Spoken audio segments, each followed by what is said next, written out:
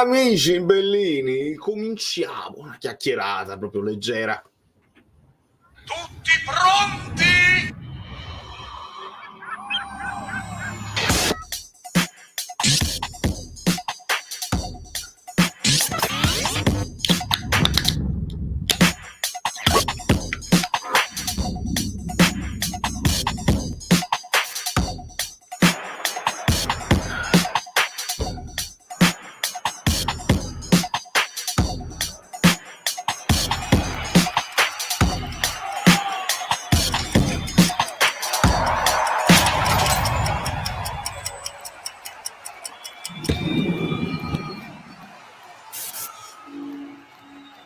Marondolo Carmen aiuti tu.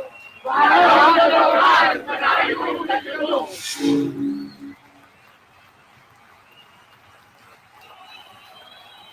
Allora, andiamo a parlarne insieme di tutte un po' le cose del Napoli. Saremo, penso, nell'intimità di un venerdì pomeriggio. Tra un po' gioca pure il Bologna, ma purtroppo ci interessa poco. Un abbraccio a Daniele, un saluto gigante, con abbraccio anche a lei, ad Angelo. Ultimamente ho letto poche domande tue e chiedo scusa. Buonasera o buon pomeriggio a tutti, buon dia a tutti gli amici bellini. Complex Gennaro, e come mai? E come mai? Perché l'avevo pensata, volevo parlarne, insomma è stata anche un po' dovuta a quel casino che è successo ieri con la conferenza di presentazione al film, dove ero contento di poter vedere qualcosina, poi dopo è sparito perché su Calcio Napoli 24 è saltato tutto. Allora ho detto vabbè, qualcuno l'avrà vista e ne possiamo parlare insieme. Dopo il mio commento, insomma, registrato, sono uscito, ho visto altre cose, molti amici mi hanno mandato cose in privato e ne possiamo parlare. Ovviamente tiene banco quell'affermazione di De Laurentiis, perché poi sono uscite un po' di cose, affermazioni di De Laurentiis che dice ma che volevi vincere, che 2 scudetti consecutivi, sei un illuso, però se ci avevi detto vinceremo, rivincerlo, è chiaro che il tifoso ci rimane male. Uno non voleva per forza vincere ancora, ma fare un campionato di vertice, un campionato insomma dignitoso, che purtroppo non abbiamo fatto. Allora, ieri prestazione da GOT, da Del Genio, mangiatore di telecamere, grazie Danilo, mi fa sempre piacere andare a scambiare una chiacchiera con Paolo, i suoi ospiti, tra l'altro i suoi collaboratori, Pierpaolo, Claudia, è gente che io apprezzo e stimo, quindi molto spesso noto che ci anticipiamo, o io dico una cosa prima e poi dopo lui la ridice, o viceversa, perché mi arrivano molti spunti anche da lì. E Claudia specialmente per me è qualcosa di straordinario, perché noto che alle volte lei fa quelle domande che magari vorrei fare io, non solo quando ha la possibilità di farlo in conferenza, ma anche ad altri ospiti. Fece la domanda interessantissima a Bellinazzo per quanto riguarda le tasse, il fatto di non spendere più di quello che comunque spendere il tesoretto per non pagare le tasse.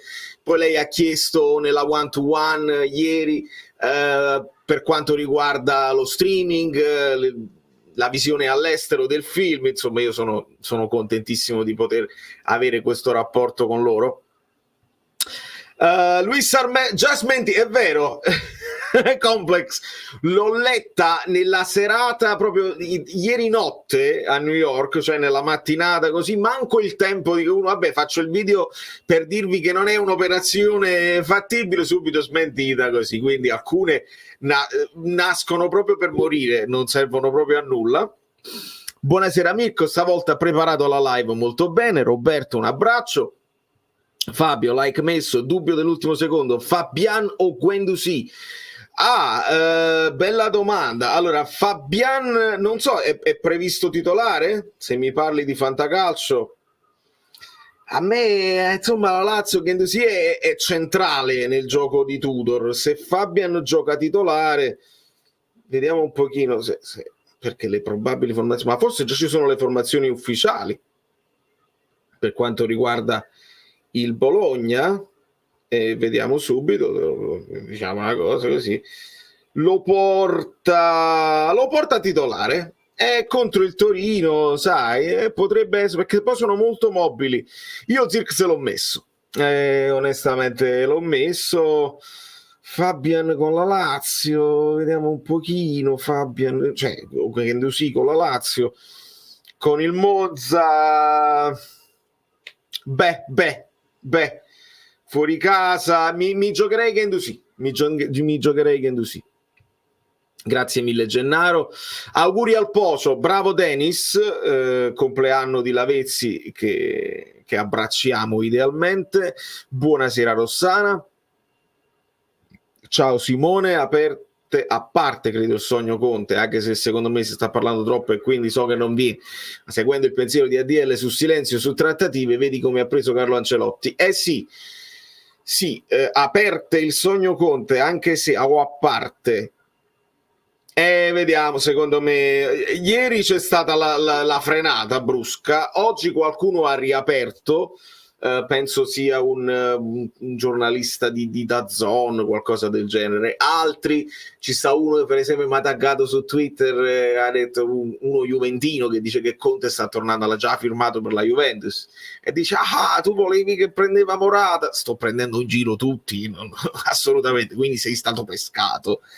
Quindi ognuno ha la propria verità, noi non possiamo fare altro che aspettare. La mia considerazione è stata che mi sembra che si stia delineando un percorso che spesso accade con De Laurentiis. Nessuno sa veramente quali sono le sue intenzioni.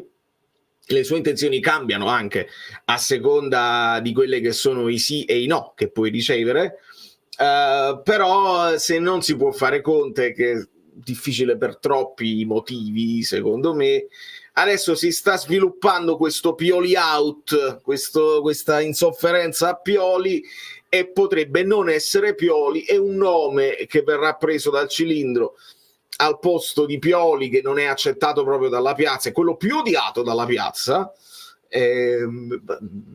Vai a vedere il perché, insomma, perché comunque se ne può parlare, e quindi si potrebbe poi virare su un nome che non si è fatto, o che si è fatto per tranquillizzare la piazza. Almeno non vi ho preso Pioli. Ecco, secondo me questo sta diventando. Io ho fatto questo piccolo short, reel, TikTok, Twix, tutto quello che volete voi, dicendo, secondo me Laurentiis si sta fissando su profili juventini, dell'area juventina, dell'ambiente juventino. Vedi, si va a prendere Manna, le parole, la curiosità su Gasperini, l'avvicinamento a Tudor, lo stesso Conte. E qualcuno mi sta scrivendo: oh no, Allegri no. Non credo Allegri per le stesse motivazioni di Conte, anzi poi Allegri è anche non apprezzatissimo rispetto a Conte, almeno c'ha una buona stampa. Però io ho questa idea, attenzione alle figure juventine. 2 scudetti no, ma almeno la Champions senza dubbio era da fare assolutamente. Rivincere Roma, neanche distruggere una squadra, assolutamente. Buonasera nostalgici di Luciano Scappetti, mamma che ansia. Tu dici Scappetti, che poi è una bellissima traduzione della battuta che fece mia moglie, che dice Spalleft se n'è andato, basta, non ne parliamo più, e c'ha ragione anche lei.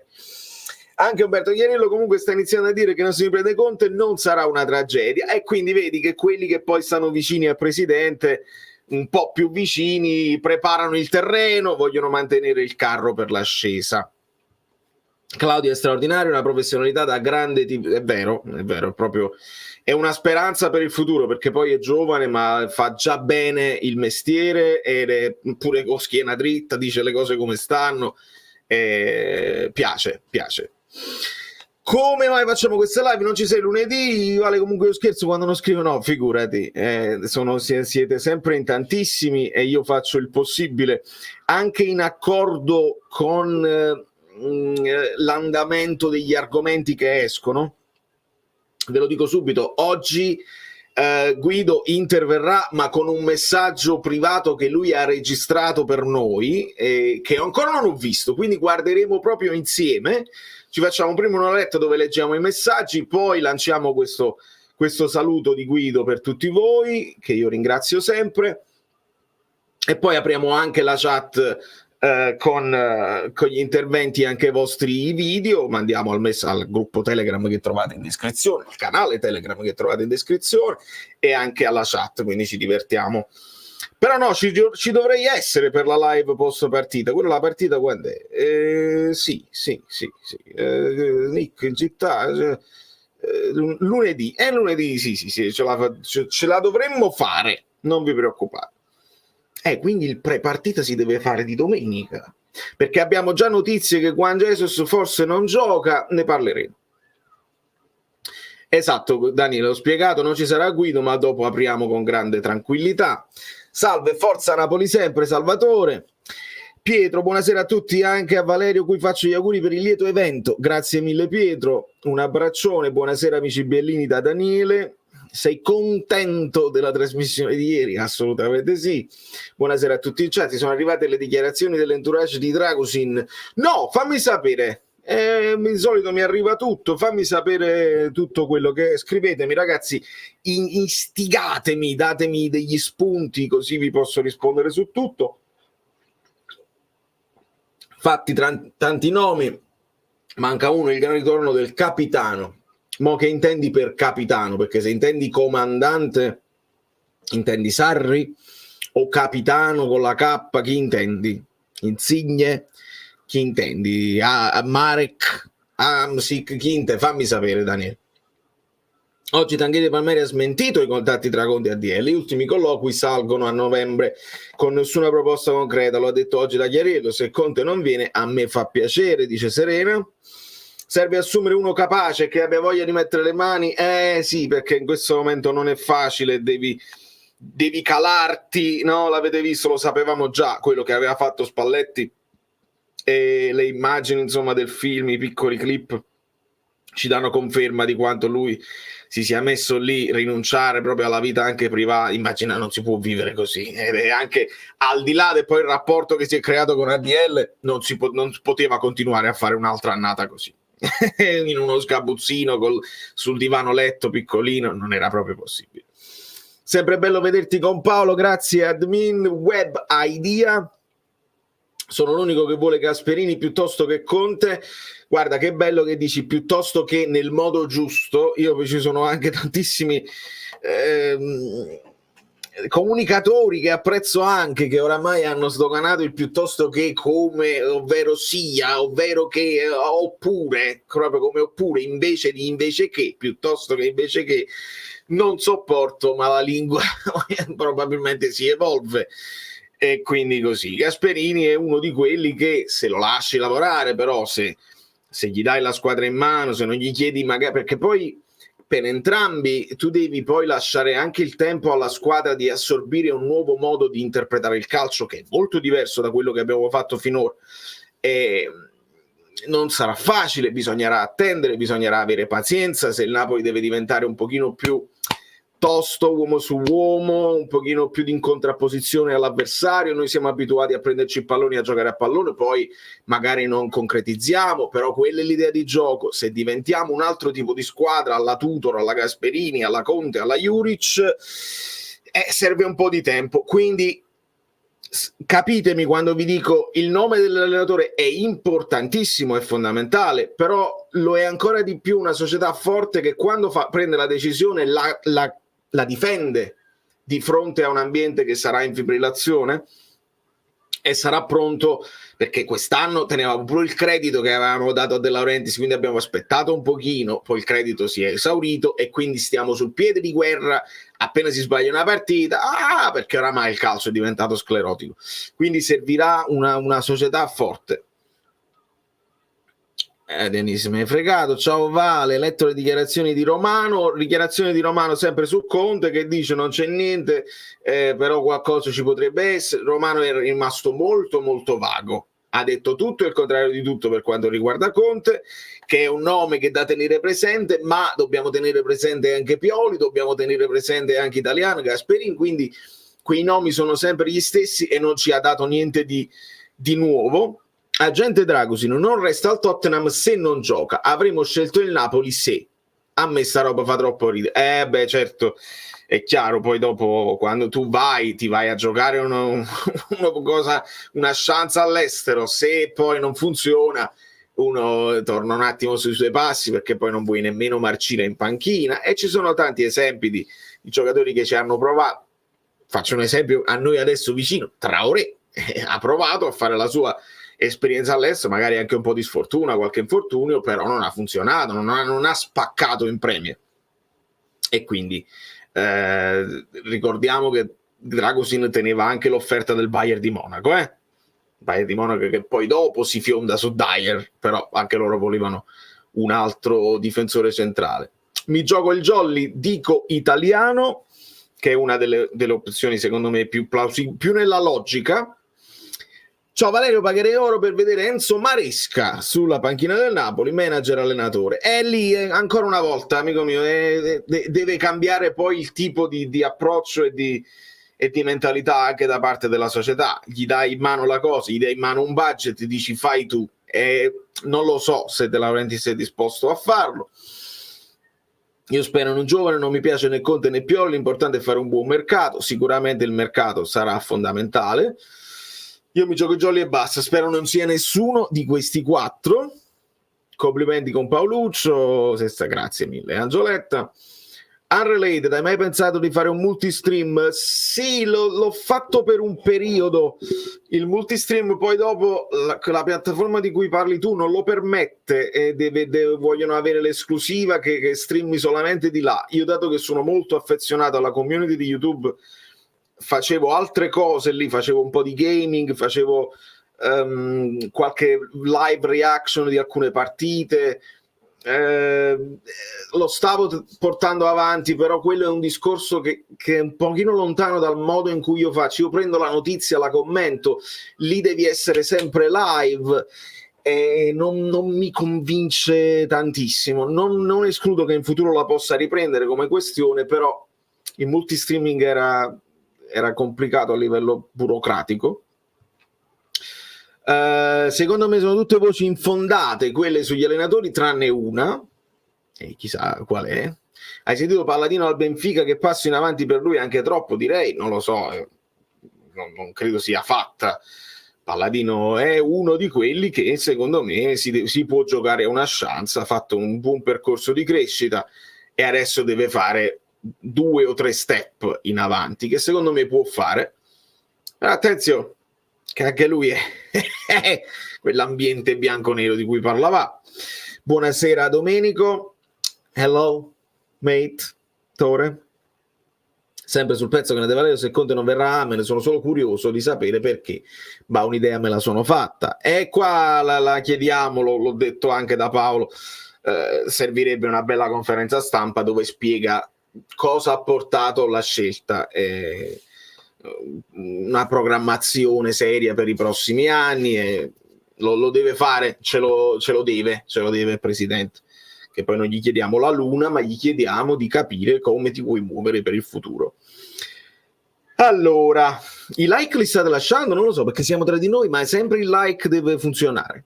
Si cena con parmigiano di melanzane per stare leggeri, e tu che ti chiami pasta e ceci, mi sembra il minimo, stare leggeri. Noi ci stiamo cervellando per immaginare cosa abbia intenzione di fare ADL sul mercato, nel mentre lui magari sta cercando di capire come censurare. Giustamente, perché si è occupato anche probabilmente dell'editing. Pensate che il regista del film sul palco gli ha detto anche lui: tu sei più bravo come produttore che come presidente di squadra di calcio. Che chissà come l'ha presa De Laurentiis sotto questo punto di vista, che lui si sente molto dentro. Lui dice sempre: io sono entrato nel calcio che non ne capivo niente, adesso invece si sente molto, molto esperto di calcio, e sappiamo che vuole mettere bocca su tutti i suoi progetti, anche sui gelati. Io alla fine come allenatore quel signore che nel bar disse Anghissà passa a Politano, l'ho visto quel video, Massimo, è un video bellissimo di un signore che, se non l'avete visto, fatevelo mandare, recuperatelo, mondiale, che dice Locobot, invece di Lobotka dice Locobot, e nessuno che va a chiudere, praticamente va a riempire l'aria, fa una cosa tattica casareccia geniale. Gio TV, che bellezza, un abbraccione a te, grazie mille. Sono napoletano e sono nato a Napoli, ma adesso vivo a Montreal e ti seguo da Montreal da parecchio. In vista di quello che il presidente ha detto, anche qui in Canada non c'è fiducia. Dario, sì, purtroppo sì, tu come me, insomma, puoi soffrire a distanza e alle volte la sentiamo anche peggio, perché noi non possiamo andare al bar a scambiare 4 chiacchiere. Io mi sento privilegiatissimo di avere questa possibilità di accogliere tutti, di dire la mia, di ricevere la vostra, anche in remoto, in parecchio remoto.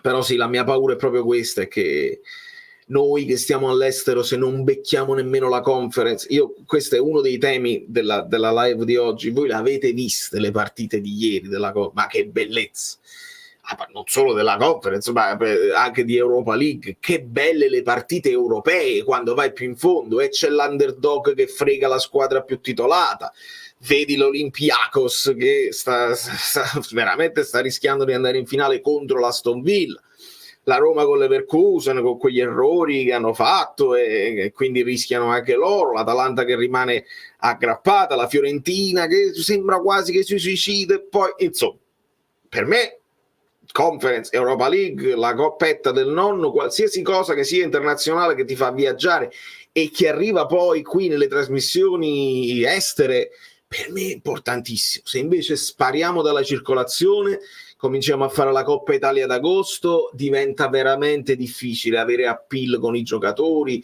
trovare nuovi tifosi, non parliamo del merchandise e delle magliette, sarebbe una cosa molto molto molto grave. Claudia è l'unica che fa le domande sulla tattica, personalmente mi piace moltissimo, una ragazza fantastica. Agente di Drago si è lamentato del poco minutaggio e ha detto che se arrivasse un'offerta di prestito dal Napoli con Conte in panchina lo valuterebbe. Quanti se e quanti ma, è tutto ma. Non viene Conte a Napoli, preferisco Gasperini dell'Atalanta. Il fatto che non si annuncia ancora l'allenatore mi lascia pensare che oltre ad un fatto di rispetto per l'attuale allenatore è possibile che verrà ancora su un'altra panchina. Sì, io più che il rispetto per l'attuale, che secondo me se ne fregano assai, secondo me non è ancora fatta nulla. Se fosse Conte tu lo potresti annunciare tranquillamente e quindi io credo che non si possa fare. Lo stesso si può dire di quando prendemmo Spalletti, lì probabilmente c'era un minimo di rispetto nei confronti di Gattuso, si aspettava l'ultima partita, ci stavamo giocando tanto per l'accesso in Champions, c'erano i problemi di salute per Gattuso, tenevamo il tweet pronto per salutare Gattuso e poi fu annunciato Spalletti dopo, però sapevamo che Spalletti era stato già contattato a gennaio, quindi alle volte si può fare, alle volte no, e secondo me ancora non c'è niente di stabilito, si deve aspettare. Secondo me è anche giusto che il prossimo allenatore magari ti ha dato la disponibilità a parlarne, a sederti al tavolo e a parlare di progetti, però bisogna anche capire se tu vai in conference, se tu vai in Europa League devi fare una squadra, se non ci vai probabilmente ne fai un'altra, anche a livello di rosa, se non vai magari puoi pensare che ti mantieni di più i giovani che ti ritornano, i vari Zerbin, Gaetano, Folorush. Ragazzi, sì, noi pensiamo, teniamo un sacco di soldi se vendiamo Simen, ma non puoi fare una squadra veramente importante anche a livello di riserve se non hai competizioni da giocare e marciscono in panchina e non tutti vogliono farlo, quindi secondo me bisogna aspettare di capire a che posto arriviamo, quindi nemmeno capace che nemmeno il fine campionato basti, bisognerà aspettare il recupero con l'Atalanta e la Fiorentina per capire. Io credo che Pioli non è male come allenatore, se lo aspettiamo diventa come Spalletti e Sarri, per quanto riguarda me è ottimo secondo piano o no. Simone, io mi sono mantenuto possibilista per quanto riguarda Pioli, perché come Spalletti è un allenatore che si porta dietro un bel po' di esperienza in piazze importanti, mi sembra uno che ha avuto a che fare con campioni e meno campioni, momenti di difficoltà li ha avuti, a volte ne è uscito bene, a volte così e così. E rispetto a tante altre scommesse, per me Pioli andrebbe accolto con Non dico con entusiasmo, non dico con ottimismo, ma almeno gli dai il beneficio del dubbio, lo fai lavorare e poi lo valuti. Invece questo Pioli out a prescindere mi sembra esageratissimo. Tutti dicono, ma quello pure Spalletti. No, io Spalletti l'avevo accolto benissimo, onestamente. Si può tornare indietro. Rose dell'Ipsia, perché se sono rose fioriranno, caro Nicola, non lo so. Uno che non fa giocare Elmas non mi piace, battuta inutile, non ho mai visto giocare l'Ipsia, quindi che ne so. Un altro allenatore che deve venire dall'estero, che primo campionato italiano, non lo so, onestamente. Ho visto anche il tuo intervento da Paolo, dopo aver sentito la domanda di Claudio, molto ficcante. Non ti è parsa però mortificante la risposta del regista che ha innalzato alla fine solo Spalletti e la città, che poi stava qui. E vabbè sì, ma lì là che ti deve dire, la domanda era ficcante, a me piaceva, però giustamente lui è un dipendente del produttore cinematografico che lo ha chiamato, ha altri progetti in piedi come la serie TV ancora da finire, altre cose da finire, che vuoi aspettarti dal regista, che poi di calcio lui dice lui stesso non ne capisce niente. Ma dato che tra le notizie sembrano arrivare davvero tutti, qualcuno ha notizie di Cavani quando arriva a Capodichino? Sta facendo pure dei bei gol Cavani col Boca. Alla fine la scelta di Drago forse è stata una scelta di pancia, vedremo in seguito cosa succederà. Spoiler, ho paura che succederà la stessa cosa con Zirkzee. Tu dici che va in una squadra e poi non è protagonista Zirkzee, non lo so.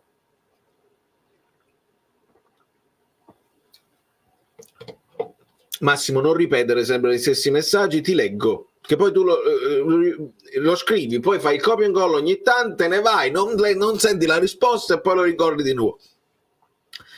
Allora, leggo tutti oggi, perché siamo un po' di meno, quindi riuscirò a leggere tutti, non vi preoccupate. Sarei felicissimo se venisse Italiano, se non ci saranno grandi cambiamenti di organico in squadra. Come Italiano è Gasperini. Ciao Vari e cari bellini, non mi chiedete il perché, ma per me l'anno prossimo sono ottimista e ce lo dici ogni anno, è per questo io non te lo chiedo il perché ce lo diciamo ogni anno e ogni anno abbiamo questa speranza così, sta poco a essere ottimisti, bisogna mettersi sotto e lavorare e con la speranza di far meglio. L'importante è che non si dica peggio di quest'anno non si può fare, perché si può far peggio, lo abbiamo detto per Garzia, è arrivato Mazzarri, lo abbiamo detto per Mazzarri, poi è arrivato Calzona, lo diciamo per Calzona, poi arriva un altro. Non vi fissate che non si può far peggio, si può far peggio, state tranquilli che si può far peggio. Scusate, ma Gasperini e ADL poi si chiamano a Packer, chiedo per un amico. Gasperini era già stato contattato da ADL in passato, ricordiamoci questo. Poi Gasperini è un personaggio particolare. Adesso tutti quelli che vogliono Gasperini, a parte la persona Gasperini, che è un pochino, io trovo un po' poco piacevole molto spesso in certe sue uscite, poi bisogna ragionare sui casi. Nell'Atalanta ci sono molti giocatori che hanno ripudiato Gasperini e non ne vogliono sentire nemmeno parlare, pensate al caso Gomez, e lì la società fa fuori Gomez, si tiene Gasperini, attenzione a mettersi in mano una situazione del genere perché potrebbe essere controproducente. Secondo te l'anno prossimo avremo le conferenze pre-partita? Buona domanda, Abele, non lo so, però ecco, siamo di nuovo, è una domanda che mi porta all'altra domanda. Tu chiami Conte e non lo fai parlare? Conte fa della sua comunicazione un grande punto di forza. Ed era un punto di forza anche di Spalletti quando voleva mandare dei messaggi ai giocatori e lo voleva fare pubblicamente. Non si può pensare di non fare conferenze prepartite, di essere gli unici che non lo vogliono fare, perché poi se non andiamo nemmeno in Europa, ma quando ci arrivi alle 100 conferenze, 110 conferenze che ti danno tanto fastidio, li devi fare, le devi dare soddisfazione ai tifosi, ai giornalisti, domande stupide, non fa niente, sta a chi risponde, poi rendere le domande stupide interessanti con risposte buone e importanti. Chiami Conte, che fai? Non lo fai parlare? Non si può fare. Traoré stava già calando in Serie A quando è andato via, Dragosin è partito con alcune statistiche da top della Serie A, sì, ma infatti non stavo parlando delle prestazioni. Poi Traoré stava calando in Serie A, non me lo ricordo sinceramente, ma non stavo parlando di quello, stavo parlando semplicemente dei giocatori che vanno in Premier, fanno questo tentativo perché tutti vogliono andare in Premier e non tutti si impongono. Per esempio a Koulibaly non è andata bene, è andato in Arabia, a Jorginho è andata benissimo. Quindi le verità, ecco, questo mi interessa poi portare avanti, le verità. Noi cerchiamo delle verità assolute perché poi partiamo da delle sensazioni che ci danno sicurezza. Allora, è successo questo, quindi succederà per forza questo. Non è vero assolutamente, perché poi adesso noi sentiremo tutte i discorsi epici di Spalletti che caricavano la squadra così. Discorsi epici li ha fatti anche quando con la Salernitana invece abbiamo steccato, li avrà fatti anche col Milan quando siamo usciti poi dalla Champions. Quindi il discorso epico e la presenza di Spalletti da solo non ti basta per avere la certezza di vincere tutte le partite. Certo, però è meglio averla una presenza del genere. Quindi partire da delle cose che ti hanno dato delle cose, dei risultati positivi, senza però aspettarci per forza il copia e incolla che sicuramente funziona tutto. Perché? Perché esistono gli avversari, perché esiste la zolla d'erba, perché esiste l'arbitraggio e perché esiste anche il vento che ti sposta il pallone e succede l'imponderabile. Esistono anche giocatori scarsi che alle volte performano benissimo e alle volte non performano proprio per niente. Non c'è sono quest'anno il famoso non saranno 200. L'anno scorso si è arrivati a 40 per scherzare, poi De Laurentiis si è anche divertito a portarla avanti questa cosa. Non saranno stati 40, ma una decina lo sono stati. Adesso si parla di 4-5 nomi, se ne sono fatti anche altri. Ogni tanto esce di nuovo Paulo Sousa, ogni tanto esce di nuovo anche Fonseca, e perché non pensare a Conceição? Tutta una serie di nomi che ogni tanto riescono, ma di effettivo i nomi che sono stati detti con più forza e ripetuti da più parti sono quei 4 lì. Che ne pensi di EDL come prossimo allenatore del Napoli? No, non mi far dire cose che non ci azzecca. Sta scelta DL avrebbe dovuto farla a novembre e siamo già a maggio. Perché a novembre, amico mio? No, noi tenevamo un campionato da fare. Tu a novembre dovevi trovare un allenatore che ti dava, visto che avevi delegittimato Garcia e deciso che Garcia non era cosa, dovevi trovare senza affidarti allo zio di famiglia che ti doveva traghettare tranquillamente e poi manco quello è andato bene. Dovevi fare una scelta di un allenatore bravo che ti rimetteva la cosa in sesto, e si poteva fare. Quindi non è che dovevi pensare all'allenatore dell'anno prossimo già, bisognava farlo questa stagione, invece non è stato fatto. Buonasera, ma Pecchia lo consideri veramente o sei solo ironico quando lo nomini? Ero mezzo ironico, Phoenix, quando lo dico a fine video, ma per farvi un esempio di un nome che si dice poco, che però potrebbe uscire tra le varie possibilità. Ora non lo so se Pecchia in questo momento sta pensando, se lo confermano, perché poi Pecchia spesso porta le squadre avanti e poi non viene considerato pronto per stare in Serie A. Secondo me, da quello che sentiamo, io non ho guardato tante partite del Parma, onestamente, qualche highlights, però mi sembra, dicono, se ne dice un gran bene, che è uno di personalità che lavora bene così. Non lo so se è il momento adatto per affidare a un allenatore così giovane una squadra come il Napoli. La vedo tosta, la vedo molto rischiosa, però ripeto, un allenatore anche Pecchia, aria juventina, non è un caso. Allora, mamma che ansia, lo studierò la situazione della piattaforma. Grazie per avermelo fatto sapere, perché ho visto che anche altri lo fanno, come cronache eccetera eccetera. Ci ragiono, grazie. Ci ragiono. Dopo la rivolta anti-Lopeteghi dei tifosi del Milan, ora c'è quella dei supporter del West Ham, nessuno lo vuole. Vuoi vedere che sarebbe ancora più clamoroso se poi il Napoli si va a prendere lo scarto dello scarto dello scarto. Lopeteghi era uno dei nomi che quando si doveva far fuori Garcia io vi avevo fatto come media punti importante. Non lo so se però è uscito dai radar in questo momento, come viene percepito. io eviterei un altro straniero, onestamente, perché poi non lega, va a finire che non lega con la piazza, con i giocatori, serve uno che tiene già i rapporti, che conosce, tiene il polso della situazione in Italia. Eviterei un altro straniero. Simulcasting, multistreaming, no, dai, mo ci ragiono. Grazie a tutti, ragazzi, è una bella novità che mi state dando. Per l'anno prossimo facciamo cose di pari. Perché la gente vuole Gasperini? Non ha mai vinto nulla, neanche una Coppa Italia, potrebbe vincerla quest'anno, ma contro quelli là non so se gliela fanno vincere. Angela, questa mi porti a fare una riflessione importante che il tifoso si deve fare. Spalletti veniva dall'esperienza con lo Zenit, però in Italia era considerato eterno secondo, che non aveva mai vinto nulla ed è venuto con quella voglia insieme alla squadra, insieme a una Napoli che aveva voglia di vincere.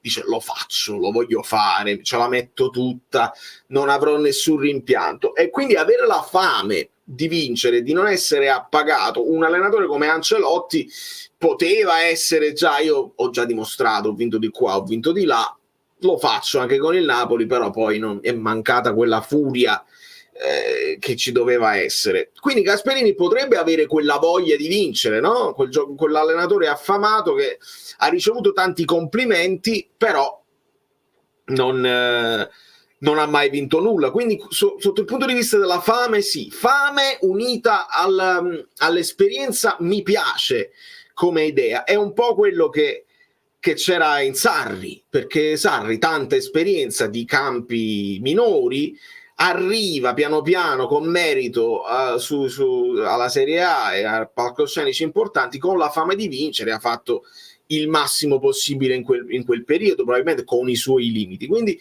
mi piace l'idea che non abbia necessariamente vinto. Poi all'interno della squadra sarebbe bene mettere anche degli elementi che magari nei momenti di difficoltà ti tirano fuori. L'anno scorso ho la sensazione che in tutti i momenti poi sia stato Spalletti il vero leader, che abbia coperto la squadra con la sua influenza e con il suo carisma, e abbia messo a posto tutti gli eventuali problemi.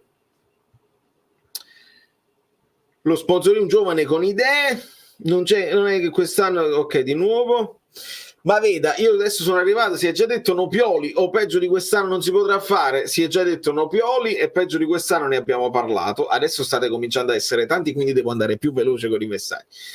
Vedi, perché si cominciano a ripetere. Cosa ha impressionato più del gioco delle Leverkusen? Il calciatore. Frimpong sulla destra sicuramente, ma io impazzisco per Wirtz da dicembre. Non posso dire lo conoscevo già da prima, ma è da dicembre vidi un reel di Wirtz che in dribbling lo prendono a pacchere, a pugni, a calci, non cade mai, e lo sapete che io sono molto molto sensibile alle simulazioni. Appena vengono sfiorati si buttano a terra, questo non cade mai e va avanti in dribbling, e mi piaceva già solo per quello. Poi sta performando, sta segnando, è giovanissimo, è una stella, è veramente una stella assoluta e mi piace assai. Poi c'è tutto un impianto di gioco che funziona lì, bravo Xabi Alonso. Allora sì, ho spiegato che Guido ci interverrà ma in video, quindi le domande le possiamo comunque fare per Guido, le possiamo raccogliere e poi può rispondere dopo, le potete fare a fine live, sotto la live. Se arrivasse proprio Palladino, ricordiamo le frasi di stima e conferenze dopo Napoli-Monza. La seconda è: come lo vedi Allegri, allenatore della nazionale? In nazionale potrebbe far bene, anche se non so che tipo di gestore sia Allegri, magari meno li vede meglio è, però è uno di quelli che prepara la partita in contrapposizione dell'avversario. A me piacerebbe, ecco, mentre vi dico Conte non lo so, perché a Napoli non lo so, quella nazionale di Conte a me, Conte mi fece rivenire voglia di nazionale, onestamente. Così. Adesso lasciamo lavorare però Spalletti, non mi sembra il caso. E niente, inutile che dite che fate, ma diamo al comandante una squadra come dice lui, visto che c'è la rifondazione, e forse torniamo a godere di quella grande bellezza che manca a tutti. E se ti riferisci a Sarri, a me dispiace Michele, ma Sarri è il passato e dobbiamo guardare al futuro, perché io sono convinto che Sarri a Napoli di ritorno fa la fine di Mazzarri, perché Mazzarri di ritorno, il calcio è cambiato, non funziona. Sarri di ritorno. Secondo me il calcio è cambiato, lui ha cercato di essere meno fissato sul suo gioco e sul suo tiki-taka, ma non si è evoluto insieme al calcio e secondo me è in fase calante anche come allenatore.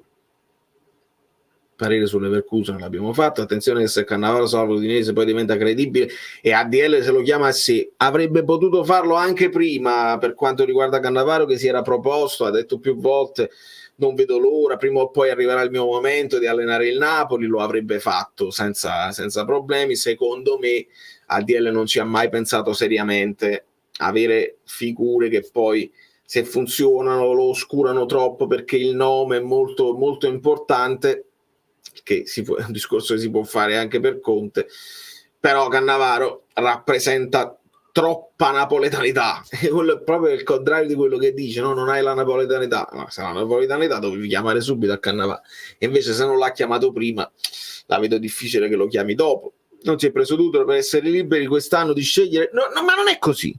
Io questa storia, Leo, che si è portata avanti, non hai scelto Tudor perché lui ti chiedeva i 2 anni di contratto, volevi essere libero di scegliere. Non sono convinto che sia andata così. Secondo me, se quello poi ha detto però lo fai il 4-3-3 e quello della risposta fammi vedere la squadra, cioè come ricostruzione è più quella che lui ha detto fammi vedere la squadra, io faccio il modulo più adatto alla squadra, e invece De Laurentiis ha detto vabbè non mi convinci e andiamo avanti. Non credo sia per rimanere liberi quest'anno, però tutto può essere. Con Seisao waiting room, poi si ricorda i likes, ok, devo scattare in avanti perché adesso si ripetono un po' di messaggi e andiamo a vedere. Domanda per Guido: cosa pensa dell'approccio narrativo registico fatto da Bosello e se c'è qualcosa di innovativo al riguardo, e quali sono i tasti che si è voluto sollecitare con le scene? Epico, evocativo, questo è un discorso tecnico che a Guido potrà piacere. I like. Sarri se tornasse non avrebbe hai capito, poi va a finire che ci aspettiamo delle cose e non arrivano. Allegri deve andare a allenare i cavalli. Fu una bellissima risposta. Io per il futuro spero solo che ADL abbia capito gli errori del fare a meno di un reparto tecnico con una propensione a medio e lungo termine e non creda che basti azzeccare l'allenatore, e questo è un discorso profondo che spero che abbia capito. Like appena messo, finito il lavoro, 45 minuti, tu fucking Victor, West London. Victor, I thank you so much for being here. I know you're tired. It's hard. Cannavaro da calciatore non è mai stato un simbolo di Napoli come De Rossi, vero Silvana, perché poi lo abbiamo avuto per pochissimo tempo. Il paragone con De Rossi non funziona fino in fondo. Bella miniserie sul manager dove ti appresti a costruire il tuo nuovo Napoli. Amico mio, questa era una cosa che facevo, poi mi è venuto a mancare un pochino il tempo, era divertente, mi stavo divertendo. C'è anche un mezzo canale che io tenevo di gaming che potrei riesumare, perché adesso con la PlayStation potrei fare alcune cose. Vediamo se l'estate ci porta consiglio con un pochino più di tempo a disposizione e qualche altro contenuto. State tuned, vediamo di farlo. Pronostico, posizione finale, prossima stagione. Che cacchio, qua proprio non c'è proprio, senza nemmeno sapere. Di solito quando il pronostico si fa a inizio stagione ad agosto non si azzecca niente perché il mercato non è finito, non sappiamo chi arriva a gennaio, non sappiamo come si sono mosse le altre, non conosciamo niente. Ci buttiamo a fare il pronostico e non azzecca nessuno, addirittura manca è finito campionato, già devo fare il pronostico della prossima stagione con Conte, Pioli e Italiano, e che proprio ci buttiamo a indovinare. Con Pioli arrivi quarto, con Conte arrivi quarto, con Italiano arrivi sesto. E che mangia dice, guarda, ma non è vero, secondo me con Conte vince. E che ne sai? Che lo potremmo sapere? Perché secondo te ADL si è fissato col 4-3, è diventata una vera e propria ossessione che si sta trasformando in un limite? Sì, io non lo so, questa cosa l'abbiamo sentita più volte detta da lui, non ultimamente però, potrebbe anche aver cambiato idea. Se adesso però questo tu lo leghi al fatto che Conte non convince più perché non convincerebbe il 3-5-2, mi sembra una spiegazione tirata fuori dal cilindro senza troppo, perché lo sai già che Conte gioca a 3 così. Io capisco mantenere un'impostazione a 4 perché con la rosa che hai, uomo su uomo, è un po' più facile cambiare i giocatori e fare il mercato su un'impostazione che già conosci. Se passi come idea di difesa a 3, devi comprarne parecchi, devi capire chi ti fa i quinti che vanno a tutto campo, devi capire i 2 a centrocampo, devi capire se giochi con 2 trequartisti o con 2 punti, e insomma tante più incognite, e quindi così è un limite, sono d'accordo, devi essere pronto a essere duttile. Abbiamo parecchi trequartisti che andrebbero sfruttati meglio. Buonasera Gilles, no Gilles, Valeria si sposa, già nella casa, già l'ho fatto, è la casa questa qua. Mi aspetto un allenatore di seconda fascia, un po' a scommessa, paladino italiano nello stile di DL, anche sul mercato. Zirk se lo poteva prendere l'anno scorso, non adesso. Sì, amico, vedi Davide, chi segue gli altri social lo sa. Starà avendo un ruolo il presunto nuovo DS, ma non vorrei vedere un Meluso 2. Domanda legittima, caro Domenico.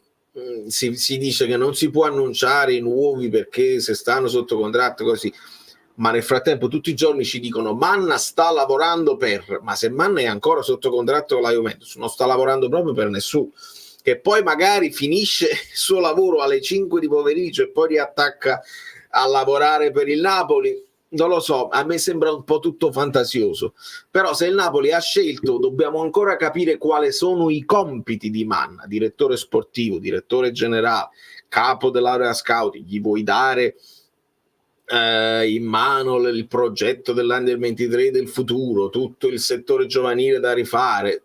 Sono tanti i compiti che potrebbe ricoprire Manna, ancora non è chiaro. Luis Alberto, un grande talento che ogni tanto può uscire dalla partita e che la sua dichiarazione è pesante con la Lazio, dice io non faccio più parte del progetto l'anno prossimo, e che probabilmente vorrà andare, se non in Arabia, se la storia dell'Arabia continua, dove i soldi si fanno a palate, potrebbe voler andare in Spagna. Ultimo ora lo hanno detto che Conte non verrà più, raffreddata la pista, marcia indietro. Lo sappiamo, non è proprio ultima ora, amico mio, lo sappiamo già da ieri, lo sappiamo già da mesi in realtà, però uno cavalca perché le notizie cambiano una continuazione. Perché in Italia si parla bene di De Zerbi e male di italiano? Mi sembrano non due facce della stessa medaglia, ma proprio la stessa faccia tale e qua. Forse cambia la copertura mediatica, sicuramente cambia la copertura mediatica, perché De Zerbi va da Dani, De Zerbi ha una serie di amici all'interno di chi racconta il calcio in un certo modo. De Zerbi ha anche fatto però delle esperienze all'estero, e già molto di più di italiano, e probabilmente è uno ancora più caratterizzante rispetto a italiano per quanto riguarda il gioco. Basta vedere i primi 7 minuti della partita contro il Manchester City, dove loro fanno questo possesso palla ossessivo, tornano indietro dal portiere, così era anche bello da vedere. Oh, che coraggio! Un po' quello che chiedeva Sarri al Napoli, voglio vedere le facce di cazzo che palleggiano, va benissimo. Però poi all'interno di questo palleggio ossessivo prendono gol, perché sbagli il passaggio, non sono tutti dei fini dicitori, prendono gol stupido perché il Manchester City ti pressa, ti prende il pallone e perdi, poi prendi 4 gol. Italiano, se vai a vedere, stavo leggendo oggi, qualcuno ne stava parlando, la difesa di Italiano, perché poi si parla della fase difensiva di Italiano, va benissimo, tutto quello che volete voi. La Fiorentina ha subito 37 gol, il Napoli 43, la Fiorentina ha subito 37 gol, l'Atalanta 37, la Fiorentina ha subito 37 gol, la Roma 41, e la Fiorentina ha subito 37 gol, il Milan 39. Cioè la Fiorentina ha subito meno gol del Milan, meno gol della Roma, e parliamo della fase difensiva italiana. va contestualizzato il tutto prima di bollare un allenatore così. Ci sono cose che probabilmente non ti convincono, va bene, però è anche un percorso che lui deve fare, che non deve fare per forza al Napoli, io vi ripeto, cioè può fare il suo percorso, ma potrebbe anche avere l'occasione del Bologna, che ci potrebbe credere e provare. Che ne pensi di un 3-4 con Politano, Ngonghe, Fasce e invece Lindstrom, Zerbin e Kvara? 3-4 con Politano, non ho capito, cioè 3 difensori, 4 centrocampisti, quindi con le fasce, con Politano e Ngonghe pigliamo 50 gol. I 4, i 2 che devono andare, che chiamano quinti, che poi sono i 4 a centrocampo, devono avere delle attitudini difensive.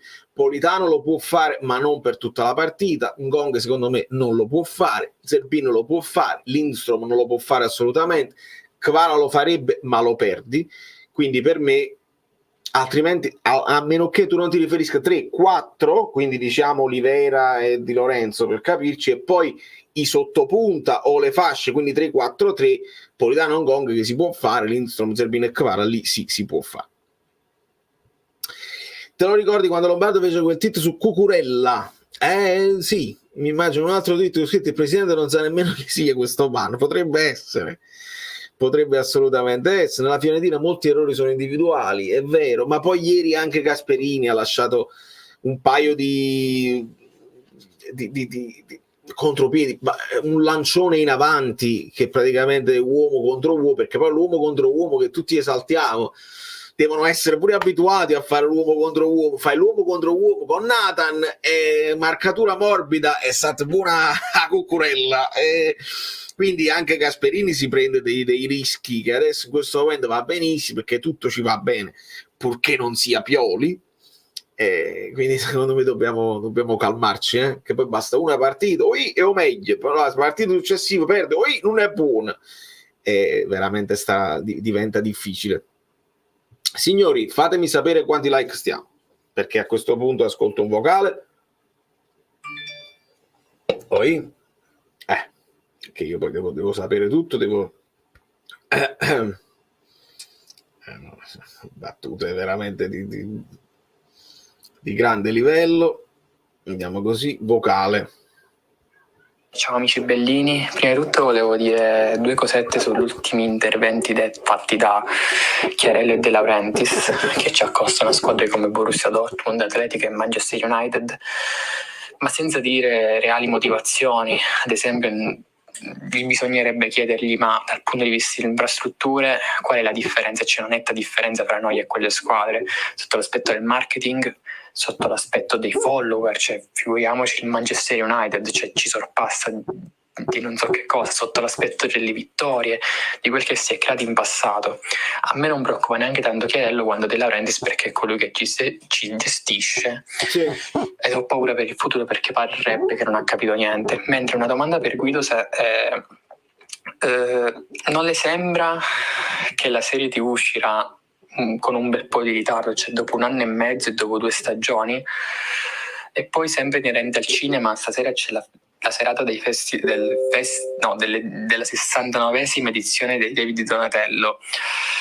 Perché ad esempio i David Donatello rispetto ai BAFTA, rispetto a Berlino, rispetto agli Oscar non sono internazionali, cioè non ospitano, diciamo, queste grandi stelle del cinema come possono essere magari Margot Robbie, Leonardo DiCaprio, eccetera? Francesco, nello specifico dell'ultima domanda io ti consiglio di passare su Guido Gentile piano sequenza, gliela fai sotto uno dei suoi video e sicuramente Guido ti risponderà. Poi adesso lanceremo tra qualche minuto in un video intervento di Guido che ci dirà delle cose che neanche io so, quindi ascolterò insieme a voi. E hai ragione da vendere, che quando ieri era anche impossibile farlo perché lo fa dal palco, non è un momento di conferenza, però lo ha fatto altre volte e nessuno lo contraddice mai. Non ti puoi mai paragonare al Manchester United solo perché è un po' di stagioni che sta in difficoltà, che non vince, non si impone e non arriva tra le prime 3 insieme all'Arsenal e al Liverpool, insieme al Manchester City. Lui proprio è la premessa che è sbagliata. C'è un altro Manchester che si chiama Manchester United caro De Laurentiis, storicamente è il Manchester City che è quello piccolo, neggli ultimi periodi sì, ma il Manchester United è la squadra più importante del mondo, superiore anche al Real Madrid, superiore al Barcellona, superiore alle grandi potenze. È il Manchester United che avrà sempre tifosi all'estero qua, e quando entri in un pub c'è prima la partita del Manchester e poi il resto se ha importanza. Quindi non puoi mettere nella stessa frase il Manchester United e il Napoli. Quando facciamo il paragone col Borussia Dortmund e con l'Atletico Madrid già siamo in errore come forza economica. L'Atletico Madrid da quanti anni paga l'allenatore più pagato al mondo, che è Simeone? Non siamo noi, non siamo assolutamente noi. Il Borussia Dortmund forse si può paragonare perché è una squadra che investe sui giovani, anche molto giovani in realtà, non proprio come noi, investe sui giovani, non si fa problemi poi anche a venderne e a trovarne degli altri. Sotto questo punto di vista sì, però hanno 80.000 persone che riempiono lo stadio a prescindere da quello che succede in campo, e poi se la giocano quinti, malissimo, no? Quinti in Bundesliga, però vanno avanti poi in Champions e hanno un'esperienza internazionale di grandissimo livello. Non si possono fare questi paragoni e capisco la tua preoccupazione. Dice, se lui fa questi paragoni vuol dire che è grave, non ha capito. Se lui pensa veramente che siamo a livello di queste squadre, non ci siamo. E l'anno scorso ci poteva anche stare un momento di ebbrezza, se hai vinto per distacco e quindi ti sei allargato e hai detto dovevamo vincere anche la Champions, poi è successo quello che è successo. Purtroppo quello che si è fatto quest'anno ha dato la sensazione della poca lungimiranza, il dire che questa squadra la poteva allenare chiunque, la convinzione che non bisognava cambiare niente, che i giocatori così, vuol dire che hai avuto poco polso della situazione, non ti sei reso conto che bisognava togliere qualche giocatore che aveva dato tutto, trovare un allenatore credibile, più credibile di Garcia, e quindi questo è il problema poi fondamentale. Speriamo che ammazzo, o per fortuna, o perché lo consigliano meglio, oppure perché fa la scelta giusta, l'intuizione giusta, l'anno prossimo si inverta la rotta, altrimenti spariamo. VOD, aprire una zona sul VOD, così possiamo vedere le live in differita. Reggi, che cosa intendi per VOD? Video on demand. Immagino sia video on demand. Le live in differita tu le puoi sempre vedere su YouTube perché restano. Fammi capire, io sono sempre che magari già il fatto della piattaforma mi avete spiegato una cosa che non sapevo e approfondisco. Qualcuno mi chiede del podcast, io tratto i miei video più o meno come un podcast perché li faccio belli lunghi e uno si può mettere là anche senza guardarmi e ascoltare il contenuto lungo. VOD intendi video on demand? Video on demand. Alla fine YouTube resta la cosa, non dovete pagare niente, è tutto gratuito. È così. È sulla piattaforma Viola che spariscono dopo un po', ma su YouTube resta tutto. Le live precedenti che rimangono così. Sì. Ti trovi? Fatemi capire se c'è qualcosa che mi sto perdendo. Così io sono pronto a capire e a sviluppare. Un anno insieme, avanti così, capiamo. Che bellezza, Raffaele, un abbraccione a te. You didn't just become a sponsor, da sempre lo sei. Il Barcellona è scarso, tiene Yamal che tiene 17 anni. Ma infatti, capito. Un saluto, Gaetano. Giuro che li perdo, non li trovo più. Avere un canale con le live ricaricate sarebbe più No, Reggi, non ti sto capendo. Che significa le perdo, non li trovo più? Tu vai su Azzurro Fluido, c'è proprio c'è il tasto, c'è la sezione live dove ci sono tutte le live precedenti, non si possono perdere. Amico mio, spiegami bene qual è il tuo problema, perché fare un altro canale solo per ricaricare le live mi sembrerebbe ridondante e non te la vedi solo tu, perché cioè, fammi capire come fai a non trovare le live precedenti. Nel momento stesso in cui la live finisce, la live è già caricata su YouTube e te la puoi rivedere in differita. Non sto capendo. Veramente spiegatemi perché ci tengo. Nuovo formato della Champions, poi non so se vale anche per le altre due competizioni. Ci sono più partite in Europa League anche. La Champions e l'Europa League, se non sbaglio, sono 8 partite, non più 6 minime. Poi se vai avanti, vai avanti. Sono curiosissimo, mi dispiace assai non parteciparne onestamente, perché è interessante gli accoppiamenti che ci saranno. Non l'ho studiato ancora benissimo, sapete perché? Perché non ci riguarda e vado un po' in freva onestamente. Allora, sì, questo ne abbiamo parlato, Ivan, e mi informo e lo farò. Scusa per il ritardo, ma figurati, per la prima volta al solito... Ah, interessante. Estratti della live tipo video brevi, sì, è una buona idea, e con AI a un certo punto si potrà fare. C'è anche l'amico Angelo che mi sta aiutando a ricaricare alcuni dei video troppo lunghi in formato più breve che poi posso distribuire anche sulle altre piattaforme. Quale obiettivo ti sei posto nel tempo del suo canale? È un sogno su dove vorresti arrivare? Non parlo in termini di numeri. Amico mio, io sto... non è un progetto, però mi piacerebbe essere un po' più simile a Cronache, perché Cronache sono stati bravi a piano piano affrontare tutto il discorso calcistico a 360 gradi con grande onestà, fanno dei bellissimi video epici dove c'è dietro un tantissimo lavoro. Non riesco a fare quella roba là, a tempo pieno non riesco a fare, perché il mio lavoro è un altro, io faccio musica e mi porta via tanto tempo e non riesco a fare. Però se devo dirti quello che mi piacerebbe fare in futuro, il Napoli è il Napoli e tutto sarà azzurro, però mi piacerebbe che, se decido di fare un discorso su un'altra squadra o più in generale sul campionato italiano, di avere comunque, o magari sui campionati esteri o magari su altri sport che non vengono seguiti, avere comunque uno zoccolo duro che dice aspetta, fammi sentire sta cosa. E invece lo so che il mio algoritmo è molto legato a quello che succede in casa Napoli, e se mi allargo arriva a meno persone, però è tutta una questione di farlo. Se lo fai con continuità ti cominci a girare. Devo capire quanto tempo avrò, però io già mi sento soddisfattissimo di avere la mia community, dove già facciamo delle cose che vanno un pochino oltre, perché prendiamo delle frasi fatte e le scompattiamo, e tutta una serie di certezze che in generale si parla del calcio.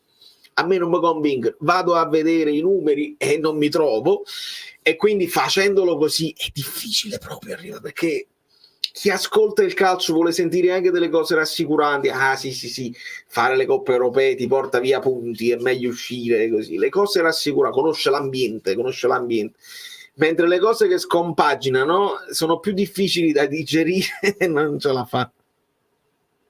Io le vedo le live sul canale, e infatti c'è la categoria, c'è già, c'è anche la playlist con tutte le live, non capisco il perché. Insistenti voci sul Palladino. Come insistenti? Sei una novità, io non ho sentito nessuna insistenza. Per me meglio Pioli è italiano, a me Palladino piace assai, vi dico la verità, l'idea di Palladino mi piace di più dell'idea di Italiano. L'ho detto, c'ha meno esperienza, ma mi piace di più Palladino, perché veramente ha fritto il pesce con l'acqua col Monza. Però anche lì Monza, società seria, quindi anche lì va capito dove lo inserisci. Insistenti voci sul Palladino è una novità, quindi fammi sapere. Le live rimangono senza che le domandiamo, noi vogliamo fare domande, Google dammi la live. No, ma infatti io la live le recupero spesso dopo, sì. No, ma figuri, niente, scusami, spesso molti canali, per tenere il canale pulito, ricaricano le live.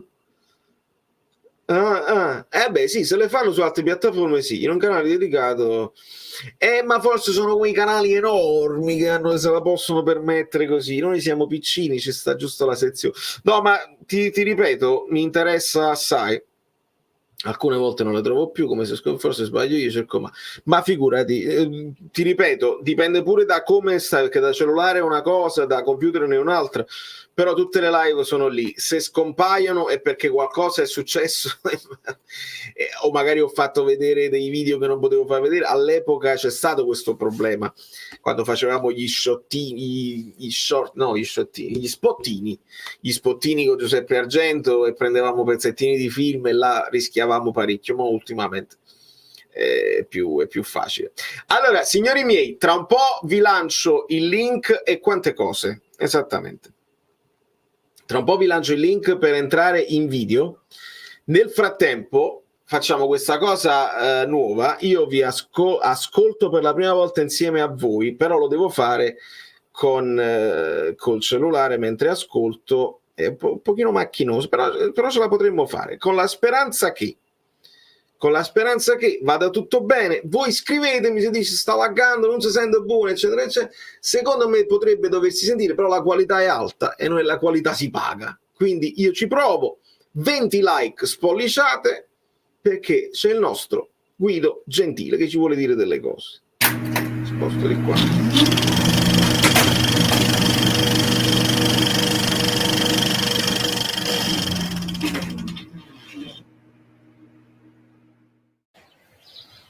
Cari amiche e cari amici, buongiorno, caro Valerio, buongiorno. Anzi, voi quando vedrete questo video sarà sera, quindi buonasera. Per ragioni lavorative non sarò con voi durante la diretta, me ne duole, non è detto che sia un male. Valerio comunque se vuole può raccogliere le domande che mi vengono in mente e semmai la volta successiva ne vinse la malsana idea di chiamarmi, io nei limiti delle mie capacità dovrò rispondere alle vostre domande.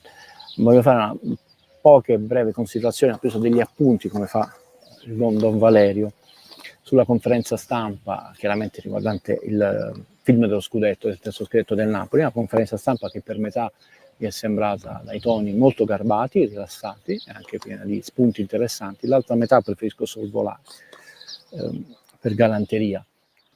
Ho tanti difetti, però fin da piccolo non ho mai considerato che quello che per me è importante e bello debba valere anche per gli altri e questa cosa poi l'ho traslata anche in campo professionale, quindi non dico che devono essere presenti tutti i giornalisti nel mondo della cultura dello spettacolo, o in particolare del cinema, almeno uno, perché insomma ha pari dignità e anche difficoltà di preparazione, non puoi improvvisarti, il cinema è un linguaggio, però insomma questa è una parentesi. Fortunatamente non mi devo togliere nessun sassolino nelle scarpe, né arrampicarmi sugli specchi e stacciare i tesserini, anzi possiamo riannodare i fili del discorso di tutte le nostre chiacchierate che ci siamo fatti, perché per chiarire la mia posizione, ho detto io non ho mai avuto nulla contro, anzi questo film semmai non mi tornavano i conti, adesso capiamo perché, e non erano neanche analisi o intuizioni, permettetemi, semplice mestiere. Questo film, per detta dei suoi autori, in particolare il regista, che è un documentarista anche molto esperto, Andrea Boselli, ha avuto una gestazione particolare, perché in realtà lui ha scritto una serie TV, sta scrivendo su Diego Armando Maradona. Finalmente adesso abbiamo le idee un po' più chiare su questa fantomatica serie. In realtà il Presidente aveva annunciato 3 serie, di cui una di queste è dedicata al settennato di Diego Armando Maradona. A questo punto possiamo pensare che si riferisse a questa, sempre misteriosa, non sapevamo di quanti episodi, chi erano gli autori, eccetera, tutto. Tra l'altro ci ha detto che gli accordi definitivi contrattuali stava sottoscrivendo proprio nei giorni in cui purtroppo è venuto a mancare Maradona. Ricordiamo che tra l'altro è il 25 novembre credo del 2020, quindi sono passati fra un po' 4 anni. Poi insomma una serie che in questo momento, a detta del suo autore, è in stand-by, verrà realizzata, però ancora non sappiamo quando, in che modalità e in che passo narrativo. Poi è nata questa serie TV in 4 episodi, è in corso d'opera sia per la stagione particolare del Napoli, fortunatamente trionfale, e per le potenzialità del prodotto che stavano realizzando. Per l'intuizione del Presidente hanno deciso di realizzare un film. È interessante questo perché quando io dicevo non mi tornavano i conti, soprattutto per tempi di lavorazione, che ovviamente possono essere anche finiti, Kubrick, insomma, per citare grande maestro, che comunque prendeva tempi superiori a quelle che di solito sono la realizzazione di un film nella media. Però pensavo le potenzialità di questo prodotto anche dal punto di vista culturale, se fosse stato presentato alla Mostra del Cinema di Venezia, quella passata, a settembre, d'altronde fuori concorso chiaramente. D'altronde a Venezia De Laurentiis è presente con un premio molto importante, il Leone del Futuro, alla migliore opera prima, dedicato alla memoria del padre. E forse i colleghi, insomma, non si sono accorti o hanno un ritorno importante. Comunque il film ha il logo del MIC, il logo, insomma, della Direzione Generale del Cinema e dell'Audiovisivo. Ma tralasciando questo aspetto, anche da un punto puramente sportivo, poteva dare un propellente, un certo entusiasmo ai nostri ragazzi, insomma, a settembre. Non è detto che la stagione sarebbe discostata più di tanto da come è stata. Beh, insomma, tutti questi sono discorsi che non ci riguardano. Il film esce adesso, lo andremo a vedere, insomma, lo valuteremo con serenità e gioia. Però i conti non mi tornano. Adesso sappiamo che ha avuto questo tipo di gestazione particolarmente interessante, cioè nasceva come una serie televisiva dedicata a Maradona che è in stand-by, una serie in 4 puntate, e all'interno di questa serie è nato il film. Ci fa capire anche perché una serie televisiva, per quanto in 4 puntate, quindi non lunghissima, comunque ha dei tempi non solo di realizzazione ma di post-produzione e anche dei tempi narrativi nella costruzione della storia diversi, più lunghi, più impegnativi. Questo comunque è da tenere in considerazione. Se fosse nato direttamente come un film, probabilmente si sarebbero accorciati anche una sua musicalità. Io nel corso delle nostre lunghe chiacchierate ricordo più o meno quello che vi ho detto, una cosa che vi dissi, e non solo una volta, ho detto che un errore che spesso si fa, anche in buona fede si considera il cinema un'arte visiva, rappresentativa, quello è lo strumento finale, è ovvio che sono immagini e suoni. Però è un'arte narrativa, dicevo, perché è capace di modificare il tempo, lo spazio e le informazioni diegetiche del racconto. E ve lo ricito perché il regista ha più volte sottolineato il fatto che è non solo un documentario non docufilm, vabbè, ma tralasciamo questi aspetti, se no uno sembra che vuole far polemica con i colleghi. Su questo aspetto narrativo, altrimenti uno guarda, per citare le parole di Andrea Bosello, la Domenica Sportiva. E un altro esempio che vi feci, me lo ricordo perfettamente, la differenza tra il cinema di finzione e il cinema documentaristico, tra la differenza di aspettative nel cinema di finzione e il cinema documentaristico, e di aspettative ha parlato anche il regista. Tutto poi alla fine non sono da Valerio per farvi perdere tempo, ecco. Poteva essere interessante chiedere al regista appunto come determinate situazioni che avevano delle aspettative che poi sono andate al di là, in bene, no, delle aspettative che avevo, poi possono aver influenzato, possono essere state contestualizzate in un momento diverso, fatta salva poi la salvaguardia storica degli eventi, perché poi trattandosi di un campionato di calcio, di finzione, ci sono degli eventi che si sono verificati in quel modo, con quel risultato in quel momento. E questo poteva essere un aspetto interessante, come capisco che poi stare tutti i giorni in radio e tv uno si perde, insomma, delle informazioni. È stato più volte detto della serie su Maradona dal presidente, molte volte. Vabbè, quindi non era uno scoop.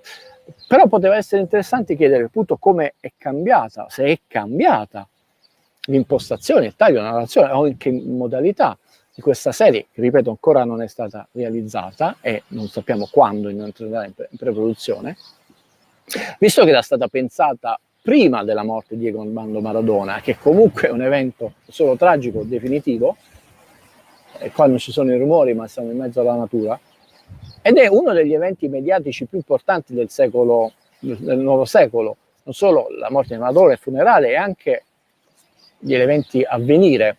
Mi divertirò a postare un paio di foto per vedere quanto sono iconici alcuni momenti. Vabbè, ma tutto questo non è stato chiesto, però poteva essere interessante. Che altro posso dirvi? Chiaramente con questa impostazione, quell'aspetto che io vi dicevo di importanza storica, ricordate, io ve l'ho detto, ho detto diamogli una distanza perché potremo vedere quanto può essere interessante, quanto può aver influenzato questo evento dal punto di vista sportivo, economico, eccetera. Credo che ve lo ricordiate. Con questo altro tipo di impostazione si darà, immagino, più importanza alla storicità immediata dell'evento, che però diventa a questo punto un elemento storico per le generazioni future.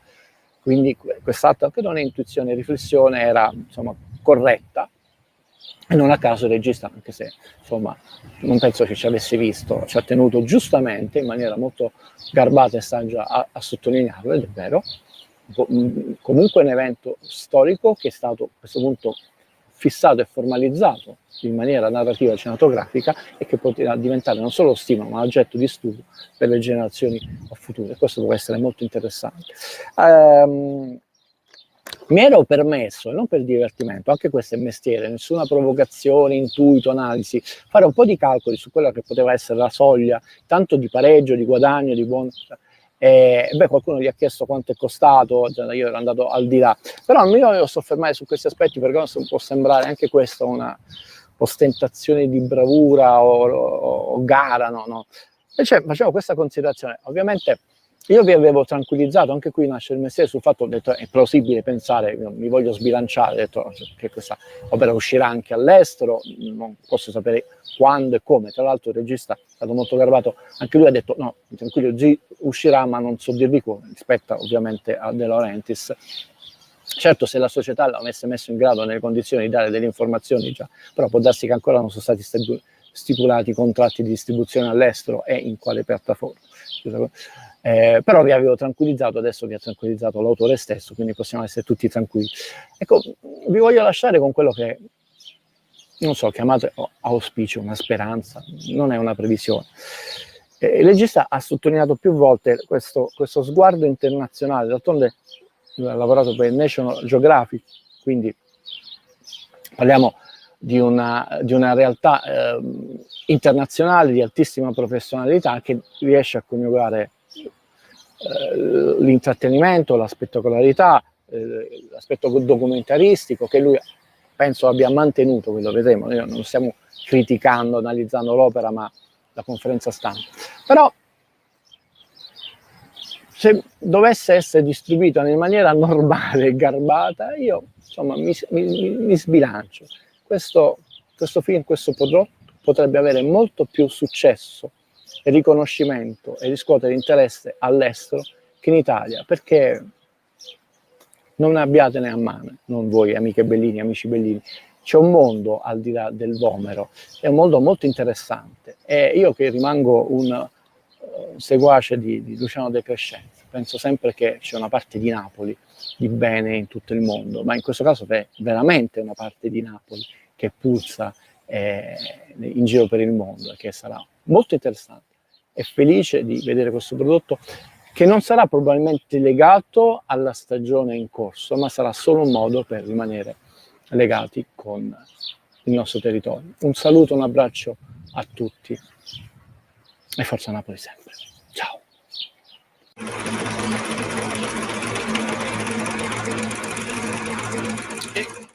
Adesso mi dovreste sentire, e grazie Guido, e mi sembra la riflessione finale molto pertinente, e ci ricollega anche a quello che sono il discorso che abbiamo fatto all'inizio, di quelli che stanno all'estero e che vorrebbero magari anche più, perché quelli che stanno in Italia, che stanno a Napoli, ogni tanto li incontrano i protagonisti di questa epica che sono riusciti a fare. Noi no, quindi noi siamo anche più vogliosi di vedere, di sentire. È proprio l'idea che al cinema non ci potremmo dire, perché non possiamo prendere nessun tipo di aereo giusto per questo evento.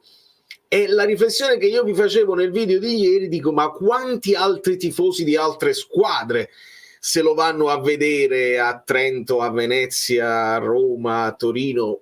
Ma qualche oriundo, qualcuno che si è spostato, probabilmente sì, ma può essere molto di più all'estero, quindi non vedo l'ora di capire e di sapere. Esatto, vedete, questo è l'epitaffio, che c'è un mondo al di là del Vomero. Un po' basso il mio volume, vediamo se ho sbagliato qualcosa. No, devo stare semplicemente più vicino, devo stare...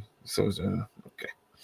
Allora, vi lancio in questo momento la possibilità sul canale Telegram di intervenire video, così ci possiamo fare una chiacchierata. La lancio di là e poi la lancio anche in chat per qualcuno che non abbia, magari voi non avete Telegram, non possiamo discriminare, però potete collegarvi, io mi metto le cuffiette e parliamo di quello che volete, perché questa è la bellezza delle live pre-partita, che poi di pre-partita non è, perché non abbiamo parlato assolutamente dell'Udinese.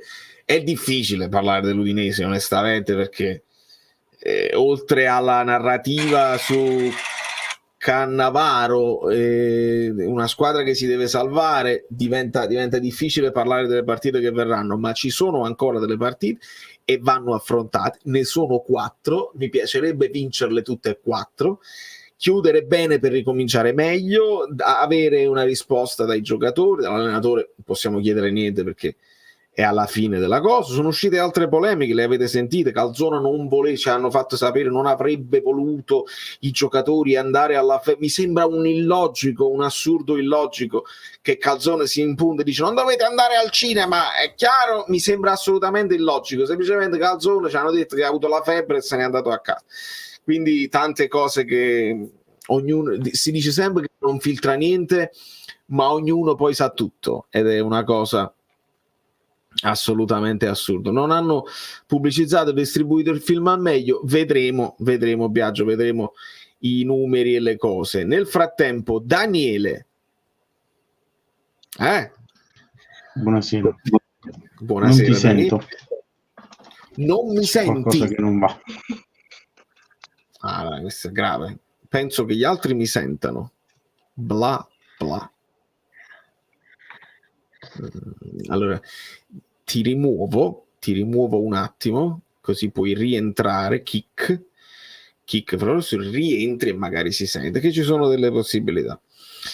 Allora ti dico solo che vivo in Piemonte al confine con la Lombardia e dovrò farmi 70 km. Vabbè, questo è chiaro, era da immaginarlo, cioè non tutti i cinema, e quindi ci sarà anche chi all'interno dell'Italia dovrà fare degli sforzi logistici importanti, lo capisco, mica tutti quanti i cinema di tutte le città del mondo.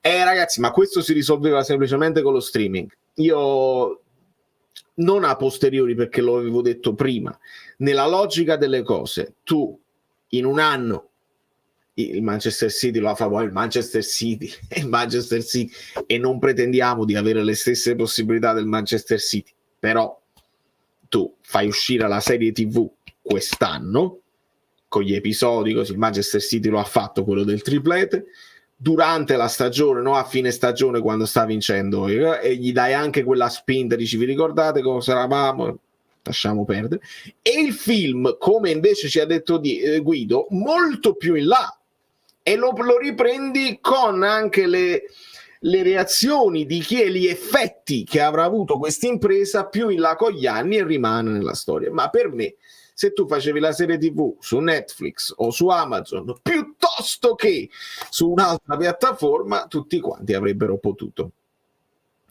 usufruirne. Tu mi senti benissimo e questo è l'importante. Vediamo se Daniele adesso ci sente. Mi senti? Ti sento, caro Valerio, scusami se ti faccio perdere tempo. Ma assolutamente. Non riesco a capire perché. Vediamo se mi leggi. Fai il tuo intervento e ti rispondo. Così riprendiamo un pochino di ritmo. No, non so se sta leggendo perché magari sta cercando di risolvere.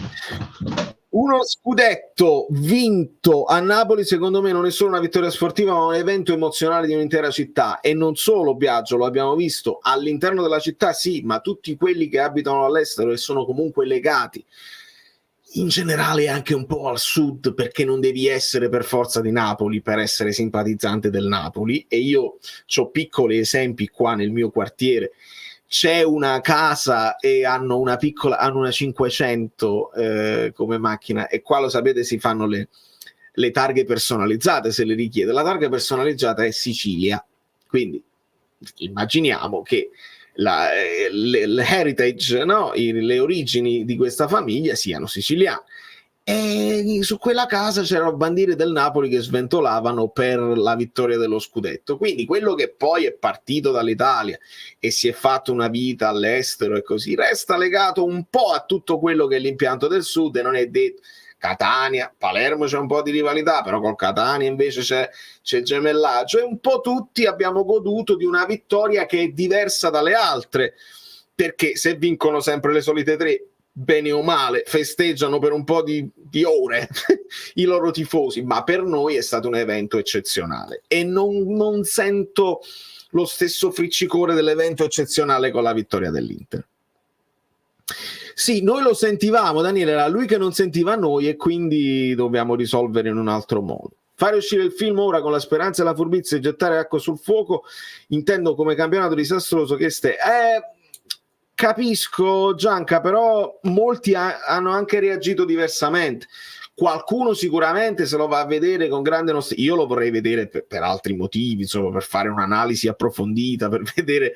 Io ho preso, vi faccio vedere uno screenshot che ho preso che mi ha fatto, per farvi capire a me cosa interessa, e magari non interessa a nessuno, però ve lo voglio far vedere.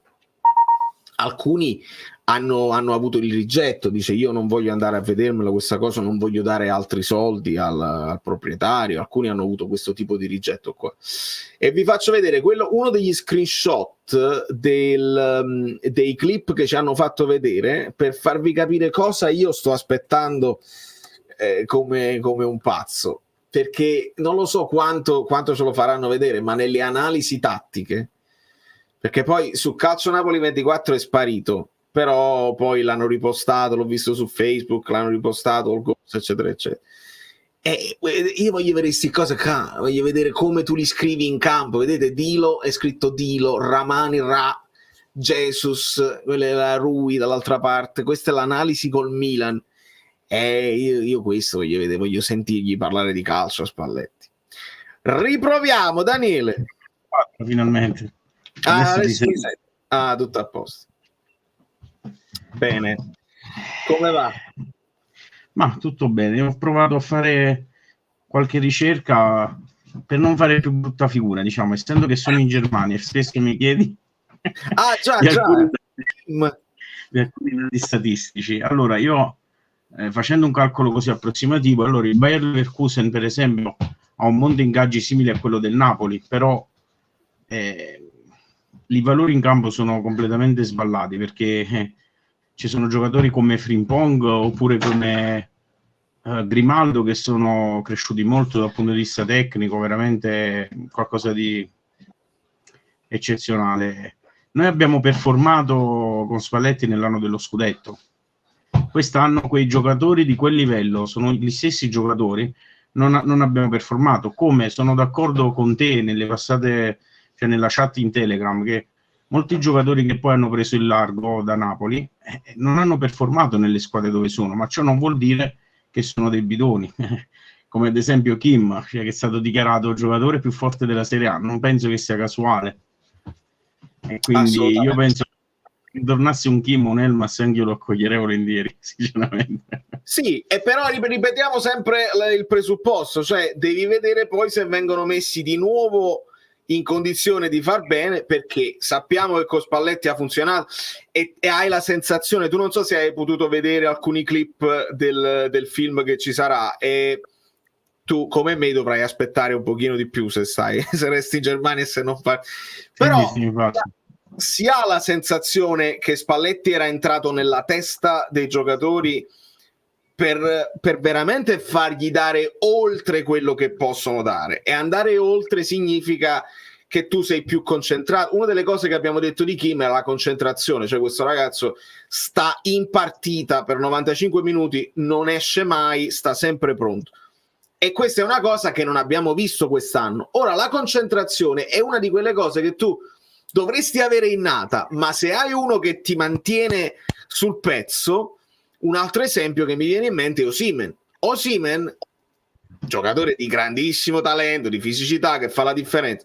Con Spalletti il secondo anno ha fatto anche meno fuorigiochi, perché Spalletti gli dava in testa, devi guardare la linea, stai a te. Quindi l'attenzione totale dei dettagli, la convinzione di poter fare qualcosa di straordinario che con Spalletti era avvenuto, e con le altre gestioni quest'anno è venuto un pochino meno. Quindi benvenuto Kim, se volesse tornare così, ma sempre capire chi intorno gli deve fare la... No, ma anche perché se noi facciamo l'esempio, Valerio, prendiamo Schick per esempio, è stato un giocatore trattato da Juve, Inter, è stato alla Roma e tutto il resto, è un giocatore da grandi potenzialità che è stato aiutato a svilupparle, a darsi da fare proprio lì con la guida tecnica di Xabi Alonso. Io non me l'aspettavo perché non avevo mai visto il lavoro di Alonso come allenatore, però direi che quest'anno ha dato una lezione a tutti, perché lui ha lavorato anche lui da giocatore poi con diversi allenatori, tra i più forti al mondo, è riuscito a prendere da una parte e dall'altra ha studiato insomma molto bene, direi, la materia, e quindi si è dimostrato un allenatore valido. C'è anche il fattore allenatore, da noi è un tema molto difficile, perché io dico sì, è vero, De Laurentiis è il numero uno della società, è lui che deve decidere, però si dovrebbe anche ed è difficile questo, si dovrebbe fidare di alcuni soggetti, di alcune persone specifiche attorno a lui che gli possono dare una direzione, perché se decide solo lui può andare bene come può andare male, non sono molto, cioè non è molto affidabile, sinceramente. No, quindi e non almeno si può fare distribuire quelle che sono le responsabilità, perché tutto è caduto su di lui quest'anno ed è difficile mantenere anche il peso di tutto questo. Il bimbo, vedi, il bimbo, perché c'era qualcuno che aveva scommesso che se non bevo col corpo e invece no. Io poi ho studiato, mi sono messo a guardare alcuni dati statistici, invece per quello che riguarda il Borussia Dortmund parliamo di un ingaggio già che arriva al doppio poi di quello del Bayer Leverkusen, perché ci sono dei giocatori come Hummels, grandi giocatori di esperienza, che poi hanno fatto anche loro un po' queste manfrine tra Bayern Monaco, Borussia Dortmund, Bayern Monaco, perché tutti i giocatori più forti del Dortmund, cioè il Dortmund a volte mi sembrava un po' alle giovanili del Bayern Monaco, no? Tutti i giocatori top stavano di là. Poi è una cosa impressionante, io ho visto anche le squadre inglesi, per esempio lo United è la squadra più con un monte ingaggi più alto, eppure in Premier mi sembra, con tutto il rispetto, mi sembra il Monza, voglio dire, fa un po' impressione questi dati. È chiaro. La gestione degli ingaggi quest'anno è stata molto discutibile, per non dire iniqua. In effetti sì, è quello che poi si sono chiesti in tanti, visto che Lozano, qualcun altro mi diceva, Lozano è stato chiaro, Lozano è stato un pochino allontanato perché gli era stato detto qualcosa e poi in realtà non c'è stata una continuità rispetto a quello che hanno detto a Lozano, perché a Lozano hanno detto dobbiamo abbassare gli ingaggi, quindi non possiamo permettere, se c'hai la squadra vai, che Lozano ricordiamo 4,5 come Zielinski, però contemporaneamente ad alcuni è arrivato il rinnovo come a Di Lorenzo, Politano e Mario Rui e Osimhen, ad altri no, ad altri ci sono state delle trattative che non sono andate a buon fine, tipo Zielinski, quindi c'è stata una gestione un pochino che non è chiaro se qualcosa la volevi portare in porto e non ci sei riuscito, oppure se era proprio una scelta, dici io questi qua non li voglio più portare avanti e ho altre idee. Allora, leggiamo qualche altra domanda. Il Borussia è un club in mano ai procuratori. Quando si vedono cose strane, giocatori venduti a 100 milioni o più che fanno male e ritornano e succedono così spesso, non può essere un caso sempre. E il caso, per esempio, ne parlavamo, no, Daniele, di Sancho? Veramente quello è un caso molto particolare. Cioè, io ho visto ieri la partita, cioè l'altro ieri contro il PSG, cioè Sancho mi sembra tornato ai tempi di... Cioè, è impressionante, cioè, salta l'uomo come fosse stesse bevendo un bicchiere d'acqua, cioè, anzi mi è sembrata una prestazione superiore a quella di Mbappé, senz'altro. Leggevo, non lo so se è vero perché non ho controllato, che tipo nel primo tempo aveva fatto tutti i dribbling riusciti che gli erano riusciti nel Manchester in un anno. Cioè in una partita gli era riuscito tutto l'impossibile, e alle volte anche vedi l'ambiente in cui ti trovi, non ti acchiappi con l'altro ambiente, non ci sono verità assolute nel calcio, poi uno può provare.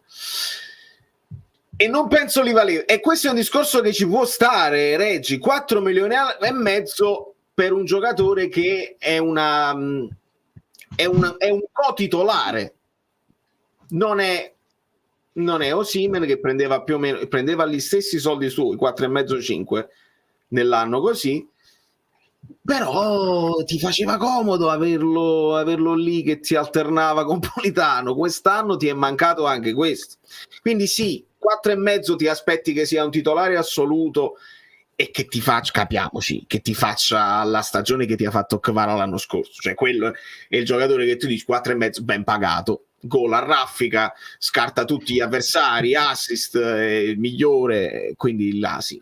E questo, vedi, si vede la contrapposizione, Lozano 4,5, Kvara 1,5. È un po' strano. Anche parlando di nuovo dell'Inter, l'Inter prende giocatori a zero, ma abbiamo visto quanto percepiscono ogni anno, però. Cioè, esatto, sono ingaggi e sono anche le commissioni ai procuratori che De Laurentiis non vuole pagare.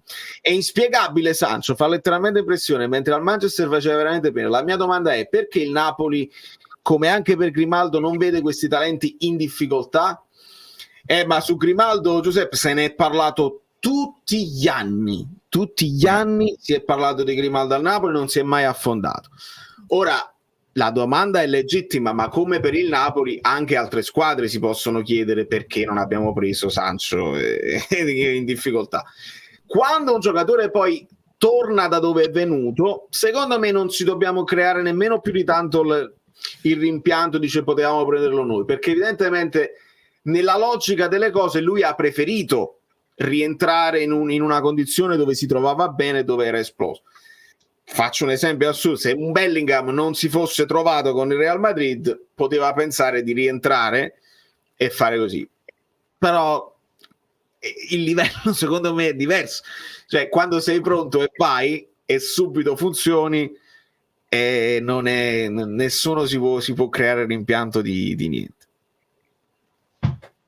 Sto vedendo la diretta in ritardo per sentire Gentile, vivendo da tanto all'estero mi ha fatto emozionare. Farà piacere, Enzo, questo tuo messaggio. Guido, anche da dove si trova, dalla Campania, non è stato facile mandarlo il video con quello qualità via telefonino, ce l'abbiamo fatta in extremis e mi ha fatto piacere.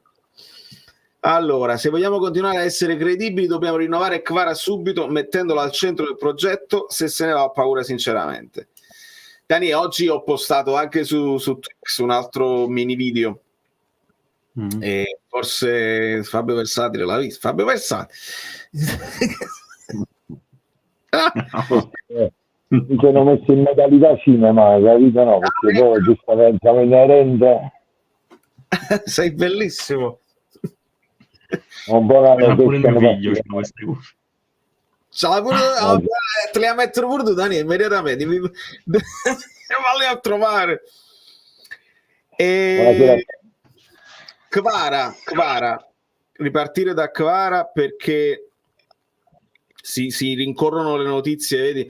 Notizie Kvara, altro personaggio, il procuratore di Kvara, altro personaggio che parla di rinnovo a 5 milioni. Per me è un bel salto, io credo che direttamente 5 milioni la vedo difficile.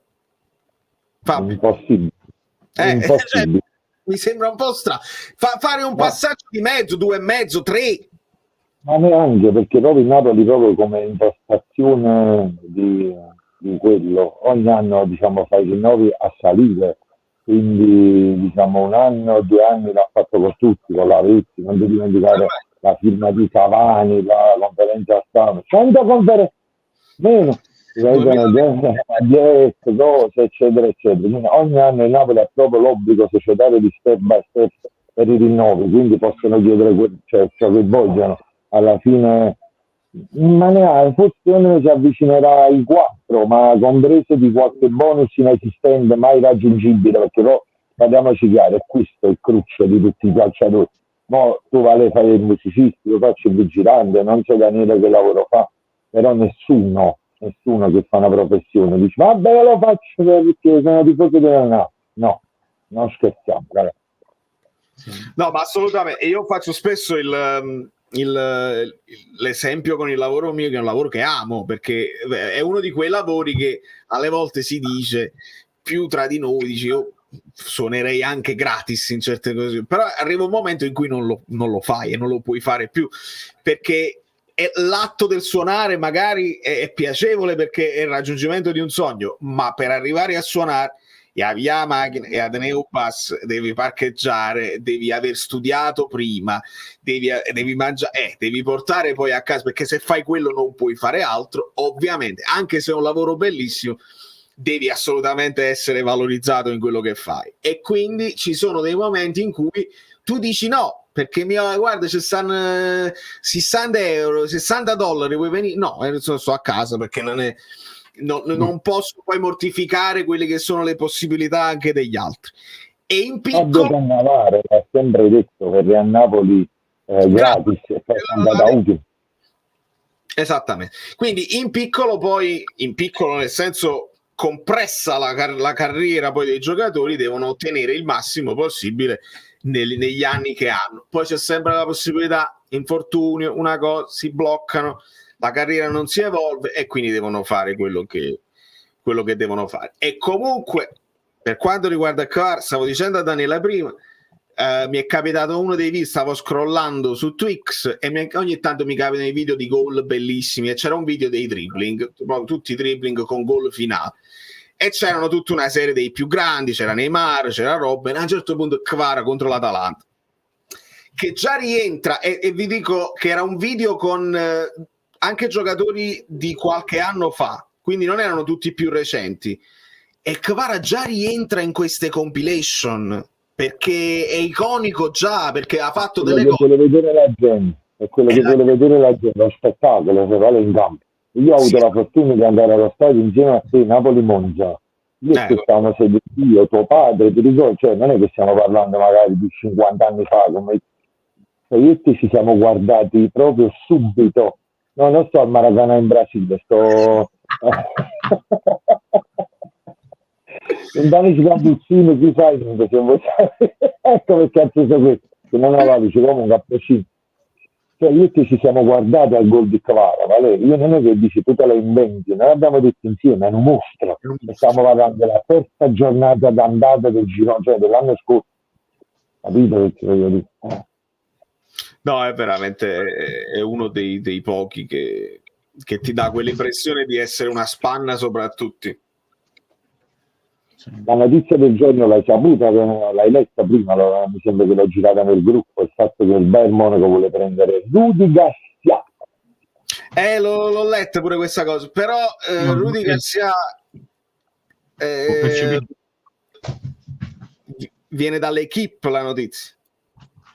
Appunto, è molto attendibile, lo disse pure quando il Napoli lo stava per prendere. Però Ricette Galtier sta già a Vesuvio. Sicuramente, attenzione. Quindi da prendere dici Valerio, cioè può percepire il doppio, cioè può percepire due ingaggi da due società diverse. No, se lo prende chiunque lo prende l'anno prossimo, il Napoli si libera dell'ingaggio. E allora so pigliasse. A noi De Laurentiis sicuramente conviene che si toglia questa cosa da me. Questo è un altro pensiero che nessuno sta facendo e che non è chiaro, perché alcuni parlavano dell'1+1 con il contratto sempre a favore della società. Il Napoli se piglia Conte, ok, 7, poi deve continuare a pagare lo stesso Garcia, Mazzarri e Calzone niente, però deve continuare a pagare un anno a Garcia o Garcia perché l'ha detto l'equipe. O Don Chisciotte, però il discorso non è un altro, che Conte, noi parliamo sempre che il Napoli fa sempre il ragionamento lord net, ma Conte ha 16 persone attorno a lui. Bravo, un anno di Conte a Napoli costa 23 milioni di euro lordi, un anno di tutta una squadra di Conte. Quindi io non lo so, io quando leggo la frenata, ecco qua, sta andando a Cina, l'ha richiamato, una cosa. Per me sono tutte cose che questi non sanno come inventarsi, anche perché De Laurentiis su queste cose, lo sai, mi duole dirlo perché io sopporto, però diciamo il numero uno a sviare cioè non esiste proprio, non c'è concorrenza su sto fatto. E allora magari quello ti butta Conte e va a prendere a Sergio Conceição per fare un esempio, no? Lo sto dicendo. No, è chiaro, è un esempio chiaro. Leggevo proprio di Conceição, qualcuno mi stava dicendo vicino al Milan in questo momento. Sì, avevo letto da qualche parte. Ma ci sono i tifosi del Milan che non vogliono allenatori stranieri, si sono proprio schierati, a parte quella cosa che hanno fatto oggi a Napoli, Pioli là che la scimità a Capodimonte. Sì. Però il problema è che proprio non vogliono allenatori stranieri a Milano. Ah, proprio in generale, cioè non era Lopetegui, ma proprio in generale l'allenatore straniero che non convince. E non è, ma è stato Ibrahimovic pure che l'ha detto, ma a prescindere, diciamo che noi tifosi contiamo zero, magari tu come youtuber tra virgolette quando un'opinione, ma io parlo proprio di addetti ai lavori, parlo proprio di addetti. Ci sono dei momenti in cui non bello è possibile. chiaro e forte e altri sei un po' dentro all'acqua. No, sott'acqua, non lo so, forse le cuffie si stanno scaricando. Vabbè, comunque sia, ho detto Ibrahimovic proprio ha parlato di allenatori stranieri che non fanno a caso del Milan, quindi magari sarà, non lo so, se è un dettame pure societario, diciamo, da loro, io non lo so, ma a me Conte non piace, lo sai, io te l'ho sempre detto, per me Juventino nell'anima proprio, oggi è andato all'Inter, no? Che quello è, diciamo, sta chiamando tra di loro, ma a me non piace proprio Conte, non lo so, sarà un vincente, sarà quello che vuoi tu, però non lo so, io e te l'anno scorso, cioè 2 anni fa quando il Napoli prese Spalletti, cioè noi ci siamo guardati, aspettiamo un attimo, un attimo. Poi dopo è successo quello che è successo. Però il discorso è che non mi dà proprio quella cosa di essere un allenatore per il Napoli, capito? Come diciamo, a prescindere anche di quello che dice Guido, che fa danni, stracelli, tra virgolette intese, che è anche il tipo che come fece a Tottenham all'improvviso, una mattina si alza e dice arrivederci, grazie e me ne vado. Però l'Inter ci ha messo 4 anni, per riprendersi, diciamo, dal periodo Conte, perché hanno anche già vinto, ma 4 anni ci hanno messo, ha fatto un buco societario di 100 milioni all'Inter, loro se lo possono permettere, noi no. Vero, sono d'accordo, è un pericolo che è dietro l'angolo. Non è una notizia di mercato, dice Francesco, è una mia intuizione, ma se fosse Pecchia il nuovo allenatore, ma non lo conosce bene. Hanno già smentito oggi. Che hai detto? Oggi è stato già confermato a Parma. Oggi confermato a Parma. Almeno cominciamo a depennare quelli là che sono stati sotto contratto, perché veramente può essere la qualunque. E secondo me fa bene a farsi la sua esperienza con quelli che si è portato dietro e si fa l'esperienza a Parma in Serie A.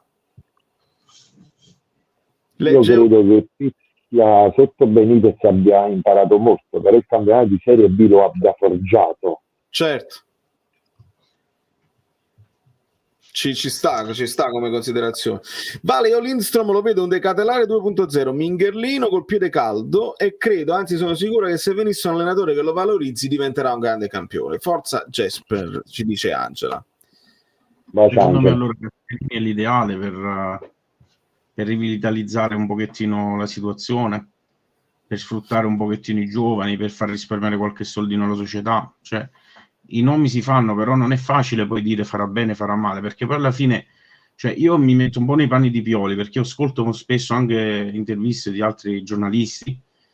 Cioè, il Milan, Pioli l'ha fatto performare abbastanza, voglio dire, non ha avuto un materiale a disposizione così eccezionale. La storia, ma poi la storia vuole messa in campo e bisogna mettere una storia. E ha vinto uno scudetto sull'Inter, per esempio quell'anno, dove l'Inter era 3 o 4 volte superiore al Milan. Io quando ha vinto quello scudetto ho detto non so che cosa o se lo sono venduto. Beh, le solite stupidaggini che a volte ci vengono in mente, perché è stato clamoroso. Cioè, dalla vittoria di quel derby il Milan è cambiato completamente, l'Inter si è completamente rilassata. Cioè, io lo vedo comunque un allenatore che qualcosina di calcio lo capisce. Poi però vai a capire se, come Ancelotti, diciamo, è arrivato Ancelotti, poi è finita come è finita. È difficile, molto difficile dire chi piacerebbe di più. In questo momento, certo, Gasperini forse sarebbe un pochettino più esperto a valorizzare i giovani, però come dicevi tu in un altro video bisogna dargli anni di tempo. Un po' più di lunga programmazione. Poi mi faceva piacere dire una cosa su Gasperini, perché questa è una di quelle notizie che escono, si sussurrano, non si sanno e non si sanno. Ho letto la smentita di Gasperini, e oggi è di nuovo anche su Radio Kiss Kiss. De Maggio l'ha chiesto non mi ricordo a chi, che poi è un giornalista anche dell'Atalanta. Si è parlato di plusvalenze, cioè di percentuali sulle plusvalenze che Gasperini prenderebbe all'Atalanta quando fanno la grande plusvalenza e vendono. Gasperini l'ha smentita, ha detto sono cazzate. Quindi quella storia che per un po' è girata, e penso di averne parlato anche io, cioè che Gasperini era il più pagato in Italia, perché se fai i calcoli di quando si sono venduti Hollywood, cioè, questa cosa lui l'ha smentita, quindi almeno questa cosa la possiamo dire. Non è, perché questo lo escluderebbe immediatamente. Immagino che tu vai in sede di contrattazione con De Laurentiis, sì, però se vendiamo Kvara il 10% a me, non ma tu immagina Gasperini una sconfitta, un pareggio con Atalanta o Inter, Juve e Milan, cosa succede? Allora perciò vediamo. Anzi, hai citato gli amici tuoi di Kiss, che sono proprio sotto mano. Sì. Dicono il Napoli ha già scelto l'allenatore, sarà annunciato il 29 maggio. Ecco 29 perché Conte non arriverà. 29. Scrivi. Con la 29 maggio. Firma. Sì. Perché qua 29 maggio. A posto. No, perché le dobbiamo sapere le cose, dobbiamo sapere subito. Mi pare che Chiarella aveva detto attenzione al 4 maggio, c'era proprio venuto 4 maggio. Infatti aveva detto del film. Perché poi doveva essere una serie di collegamenti con il film probabilmente, ma vanno fatto il giorno prima. Domani è l'anniversario, ragazzi, dello scudetto. Il primo anno. Domani non so se dobbiamo festeggiare o stendere un velo, come si dice, un velo pietoso proprio. Fabio Pecchi è destinato a fare un'ottima carriera, riportato in A3 squadre.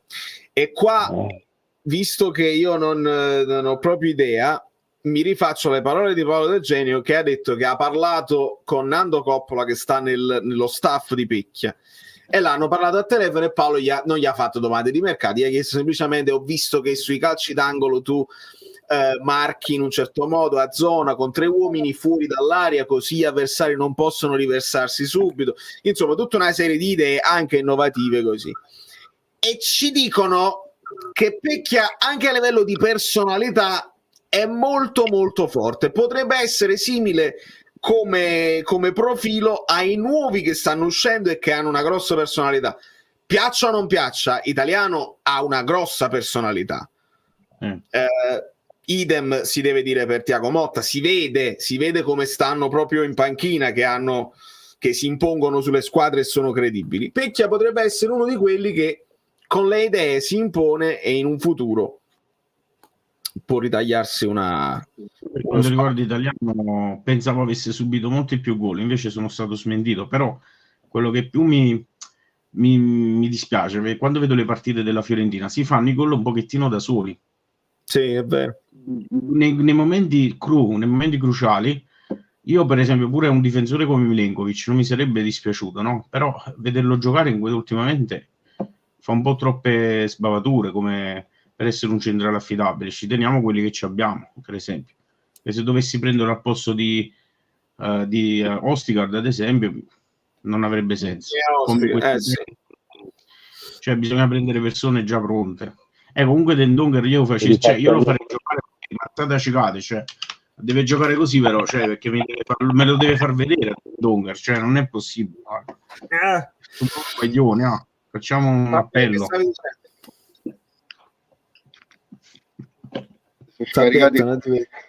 Mi rifaccio al messaggio di prima. Di Pecchia. Ti faccio un nome di qualcuno che ha riportato squadre in Serie A e tu lo conosci benissimo, Walter Novellino. Però e poi in Serie A è un po' uscito dal giro. Walter Novellino, sì. quindi non è tanto riportare, oppure lo stesso, come si chiama, quello dell'Empoli, la Curanico, pure Nicola per esempio, la stessa cosa, però poi vanno in Serie A, magari sono allenatori di bassa classifica, pure se io magari determinati allenatori li vorrei vedere con squadre magari un pochino, con uno step in avanti, ma se non gli danno le panchine, evidentemente un motivo c'è, ma a prescindere dal gioco dei procuratori. È chiaro. E fai bene a dire il gioco dei procuratori, perché anche gli allenatori, alla fine quelli là che richiamano sempre è perché stanno in quel giro là, fanno o non fanno, retrocedono o salvano, alla fine richiamano sempre gli stessi. Buonasera amici Perini, non so se avete già parlato della lite di cui si sta spettacolando di Calzona con il club e il capitano per la presenza all'anteprima del film alla quale Calzona era contrario. Io l'ho letta sta cosa, però sinceramente non ho idea del perché Calzona dovrebbe dire non dovete andare al cinema. No, non la capirei. La notizia l'assenza di dirigenti del Napoli, vale alla prima, secondo me. Neanche Meluso è andato, nessuno. Né Chiavelli, né Meluso, né nessuno. Né Edo, nessuno è andato. Non è andato Edo? Se non sbaglio no. Leggevo che non c'era. Valentina l'ho vista arrivare. Valentina sì. Ma Edo non c'era, perciò ti parlo di dirigenza. Infatti Meluso non c'era, Chiavelli non c'era.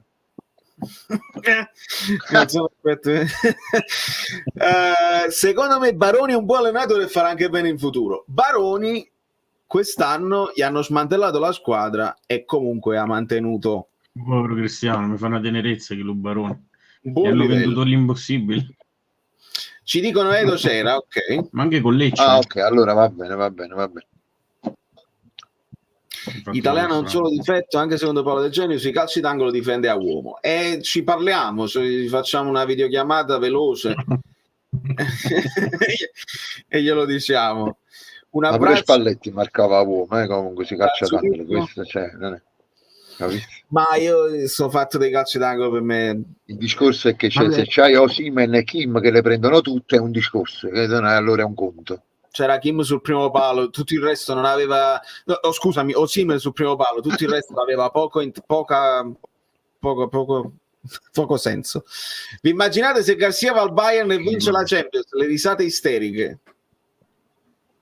Vedi però questa riflessione di Dario che tra l'assurdo, il serio e il faceto è plausibile, cioè quando vai al Bayern tu puoi anche ti rendi conto che il nome Bayern, a prescindere da tu chi sia, si porta dietro una serie di potenza economica e di struttura societaria che tu dici, ma mica è impossibile che arriva uno, è cosa che non hai qua. Allora tu è qua che non ti puoi permettere di dire lo puoi allenare anche tu.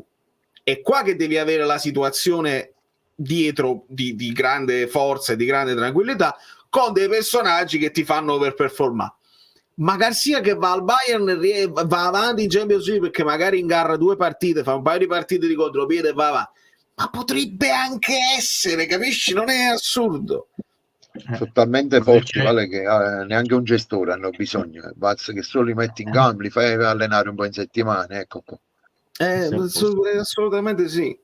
Conti è un altro amico caro di famiglia, tra famiglia e amici oramai siamo un management dalla luce e V. In effetti le telefonate poi tra Conte e De Laurentiis ci sono state riporte. De Laurentiis ha detto no, ma noi ci sentiamo a prescindere, in vacanze insieme, la casa eccetera eccetera. Però è tutto un altro discorso rispetto all'amico di famiglia Mazzarri che viene per traghettare e che poi fa la fine che deve fare. Ma come deve allenare un club top? Daniele Gerundio Potenuto. No, io un trollo lo devo avere, lui è uno di quelli più come si dice, assidui che viene sempre a scrivere cose impossibili. Come ve lo siete immaginati un possibile dialogo ieri tra DL e De Luca? No, non parlo. No, parlo. Molto bello. Quindi pure lui era presente? Sì, ci hanno fatto un'intervista. L'ho perso, vedi l'ho perso. Presidente della regione Campania, ti pare che non si andava a vedere l'anteprima del film? Non scherzare proprio. Ma loro stanno oggi il sindaco Manfredi ha parlato di Bagnoli, però questo non so se l'ha detto. Quello l'ho sentito. quello l'ho sentito, con l'apertura, la possibilità del centro sportivo, non dello stadio però, ma il centro sportivo come d'altra parte quella è la priorità, visto che dobbiamo lasciare Castelvolturno, quella è la cosa principale. Poi a Maradona ti arrangi e cerchi di andare avanti, però lì si deve fare al più presto, senza dubbio. Oggi ha parlato pure il DS del Monza, ha detto che Popovic è un grandissimo, cioè un calciatore valido, ma è arrivato fuori condizione. Io non so come, cioè chi l'abbia scelto. Rongoni, se sarà allenato con Rongoni Calzona lo escludiamo completamente dal novero dei nomi, siamo sicuri? Sicuramente. Daniele lo esclude. Fabio 101, io dico 120. Ecco, mi volevo mantenere basso. Guarda, se avesse fatto l'esploit tu ci potevi pensare così, ma c'è il resto della situazione, cioè il fatto che lui sia ancora sotto contratto con la sua nazionale, che dovresti rinegoziare. Non so se De Laurentiis si sia innamorato di Calzona al momento, il fatto che sei comunque dovuto andare in ritiro, il ritiro di un giorno vuol dire che non sta funzionando tutto a meraviglia, quindi io credo sinceramente, anche ripeto sul nome di Conte, mi sembra un po' da ridere che accostiamo Conte a squadre come quelle italiane. Noi dobbiamo riflettere un po' obiettivamente. Allenato ormai Antonio Conte in una fase della propria carriera, no, con tutto il rispetto per Milan, ecco, è andato all'Inter perché forse gli sono stati garantiti appunto degli acquisti importanti in una situazione particolare, ma io penso che dopo una squadra come il Tottenham, che lui è andato lì con un budget di quella portata, di potersi permettere di fare, cioè, no, io la vedo un po' ridicolo accostarlo in questo momento a squadre come Milan e Napoli. Poi può essere che sono troppo, le svaluto troppo le squadre italiane, però in questo momento i giocatori forti sono altrove. Se lui va al Chelsea, sono convinto che lui vincerà altro che Champions League, perché è chiaro, c'è un budget a disposizione. In questo momento, per esempio, il Chelsea veramente sta facendo pena per il mondo ingaggi che ha a disposizione, per i soldi che ha a disposizione. 51 punti mi pare. 1,5 miliardi in 3 anni ha speso il presidente. Ma ci lamentiamo noi, ragazzi. 1,5 miliardi non sono mica patatine. Invece De Laurentiis, per comprare un giocatore, ecco, come si parlava di Grimaldo, all'epoca costava 22 milioni di euro, cioè non era una cifra, eppure lui sta a vedere il capello. Aspettato, per esempio, per l'acquisto di Kvara c'è un giallo dietro, no? Per il fattore della guerra in Russia, purtroppo tra Russia e Ucraina, mi sembra che questo abbia sbloccato l'affare e gli abbia permesso anche di risparmiare qualche soldo, per come ho capito io. Sì. E quindi non possiamo, permetterci di prendere un allenatore come Conte, secondo me. Allora, discorso interessante, 3 nomi, Pioli, Gasperini, Italiano, tutti hanno preso ad oggi 37 gol. Cosa cambierebbe se venissero uno o l'altro? Vedi che cambia tutto, perché sono allenatori molto diversi tra loro. E Tsubada Fabio, ma se ne chiude. Perché mi sa che sono andato io. Ma no, ma si può fare tutti e 4. Tutti hanno preso 37 gol, ma cosa cambia se uno o l'altro? Cambia tutto a seconda di cosa gli vuoi far fare e quanto gli dai come progetto anche a lungo termine, Francesco Perrone, perché i gol subiti non rispecchiano necessariamente quello che è il lavoro del campo. Esattamente. Tra Sudelmas è il nostro non c'è male. Signori, il tiratore falanga in miniatura mi ha fatto, è uno di quelli che rivedere mi ha fatto più male così, nonostante Achille che non si presenta mai. Achille si presenterà solamente quando arriverà Conte. Ma se non l'annuncio di Conte. Ma lo sai, un'importanza anche nello spogliatoio pazzesca.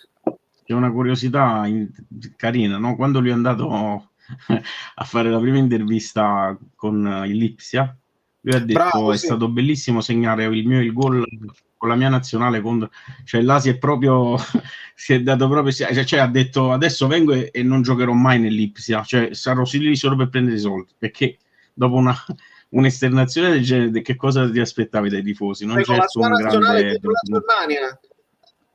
Contro la Germania, sì. E anche contro l'Italia. Autogol, si è fatto autogol comunicativo. Sì. Poi voglio dire, ha fatto 12 presenze. Voglio dire, è andato lì perché ha detto alla fine voleva fare un'esperienza diversa, tutto qua, ma ci sta. Cioè, il fatto il tempismo è stato per noi fatale, secondo me, perché privarci di un giocatore come Elmas, con la rosa che ci ritroviamo adesso, poi c'è a Traoré a giravita, a vite che sa da cività, cioè, voglio dire, è stato un errore fatale. Fabio, ti vedo. Poi il rapporto che aveva con Kim, cioè, No. che lo prendeva sempre in braccio. Con Kim, ma guarda che Elmas è il comune e il minimo comune denominatore di tantissime immagini e fotografie importanti. Addosso a Simeone, non so se ve la ricordate quella foto addosso a Simeone. Dopo quella con Di l'infortunio. Lorenzo. Con Osimhen, non solo dopo l'infortunio, anche durante la festa allo stadio, quando cantano tutti, sta Elmas addosso a Osimhen. Elmas era molto molto dentro, giovane ma molto molto dentro lo spogliatoio. Pure quella con Di Lorenzo al quinto gol con la Juve. Giocano a carte. Spettacolare. Comunque si dice che De Laurentiis è stato, tra virgolette, come ho letto, perché è andato a prendere manna dalla Juve, ha sbagliato, diciamo, rispetto alla società bianconera. Questa è la voce che sta passando adesso. Hai capito? L'ho sentita sta cosa, l'ha detta Gaetano Fedele. Io non volevo fare il nome, l'hai fatto tu, però. Siamo i nomi, Fabio, basta, è finito il tempo di fare diciamo. Galleggiano, no, facciamo, oramai abbiamo sdoganato tutto, tanto lo sappiamo che in qualche modo seguono tutto e si vedono tutto, e mi piace anche fare i contenuti più lunghi, a così sanno avere fino in fondo, possono mettere al doppio della velocità magari, ma si sanno tutto. E allora Umberto Chiariello oggi Radio Anch'io, là, come si chiama, ha detto che il Napoli fa parte del secondo scaglione, diciamo così, del calcio elite d'Europa. Il primo Real Madrid, Manchester City, Paris Saint-Germain, il Napoli, e insieme a Borussia Dortmund, Atletico, Porto. No, ma io mentre sentivo quella cosa ho detto, mo Fabio si sente male. Mo Fabio veramente si sente male. Cioè, come si fa informazione così, però veramente, poi c'è la gente che ci crede, che poi dopo magari perdi con l'Empoli in casa e dici ma noi siamo come, cioè, capito che ti voglio dire? Non è una bella cosa questa, non è una bella cosa. Francesco, tu sei pure molto attento di quello che è lo sviluppo sui social delle varie squadre, tu ogni tanto mi mandi dei recap proprio di numeri che ti fanno vedere la differenza delle cose.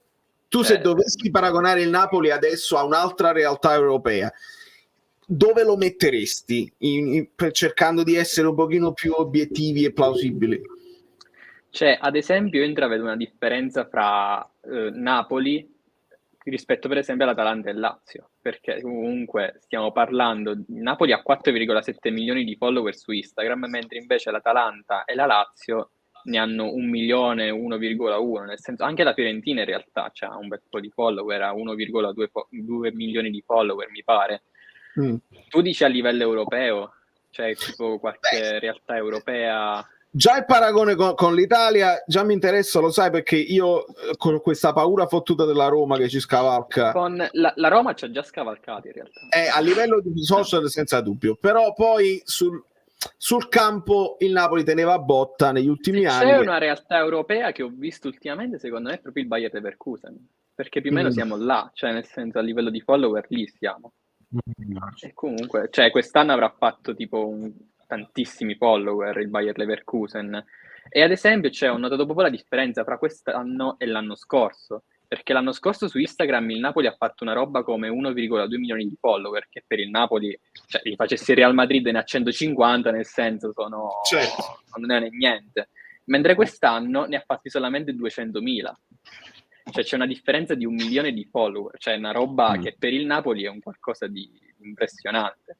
Cioè non ti puoi mettere a confronto comunque con realtà come il Borussia Dortmund che ne ha 20, l'Atletico mi pare 22, lo United vabbè là proprio c'è là proprio esci pazzo perché sono 70 milioni, roba, no forse 70, ma perché comunque... hanno vinto in passato, vincono, e quindi i trofei, l'importanza ti portano ad avere follower. Ci sta quello che si occupa del marketing del Napoli che ha detto no, le vittorie non contano.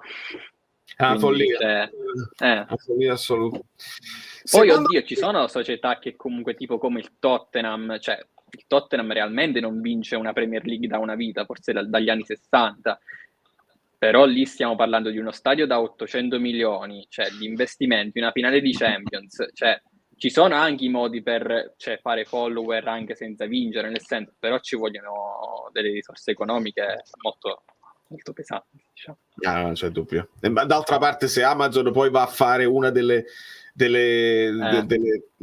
serie, lo fa, perché poi c'era anche Mourinho, quindi aveva senso. Mourinho con Kane, Mourinho che dice: Kane, io ti voglio far arrivare ai livelli. Hai presente Cristiano Ronaldo e Messi? Perché non stai anche tu là? E poteva sembrare all'epoca anche una frase troppo forte, però poi vedi che Kane c'ha quello spessore lì, perché si muove e continua col suo livello, anzi forse l'ho aumentato pure il livello in una stagione non eccezionale del Bayern di Monaco. Ha segnato la media di un gol e passa a partita. Una partita. C'ha un gol in meno a Mbappé, solo Mbappé ha segnato di più, un gol in più. Sì, questo è la solidità anche, perché io penso una cosa, non vorrei dire eresie. Molti sostengono che Mbappé sia il giocatore adesso più forte al mondo. Io non sono d'accordo, sinceramente. Perché in questo momento, se mettiamo a parità di prestazioni, anche se stiamo parlando di due lighe diverse, due età diverse, Cristiano Ronaldo è ancora, ha fatto 44 partite e segnato 43 gol, anche se vabbè sta nella Liga Saudita, contestualizzare lì, ma anche con l'età. Come personalità di giocatore, io ho visto contro il Borussia ingespicato, Sangioli ha vinti tutti i dribbling, ma Mbappé non ne ha vinto nemmeno uno. Cioè un giocatore di quella qualità, almeno un dribbling lo doveva vincere. Ad esempio, un altro modo per fare i follower è prendere giocatori come Cristiano Ronaldo, cioè per fare un esempio, cioè non solo le vittorie, ma anche giocatori tipo Messi, Neymar, Ronaldo, che ti fanno fare anzi ancora più follower di una vittoria, cioè una roba assurda. E perciò bisogna tenerci stretto a Kvara, capisci? Almeno un altro paio d'anni. Questo è il discorso.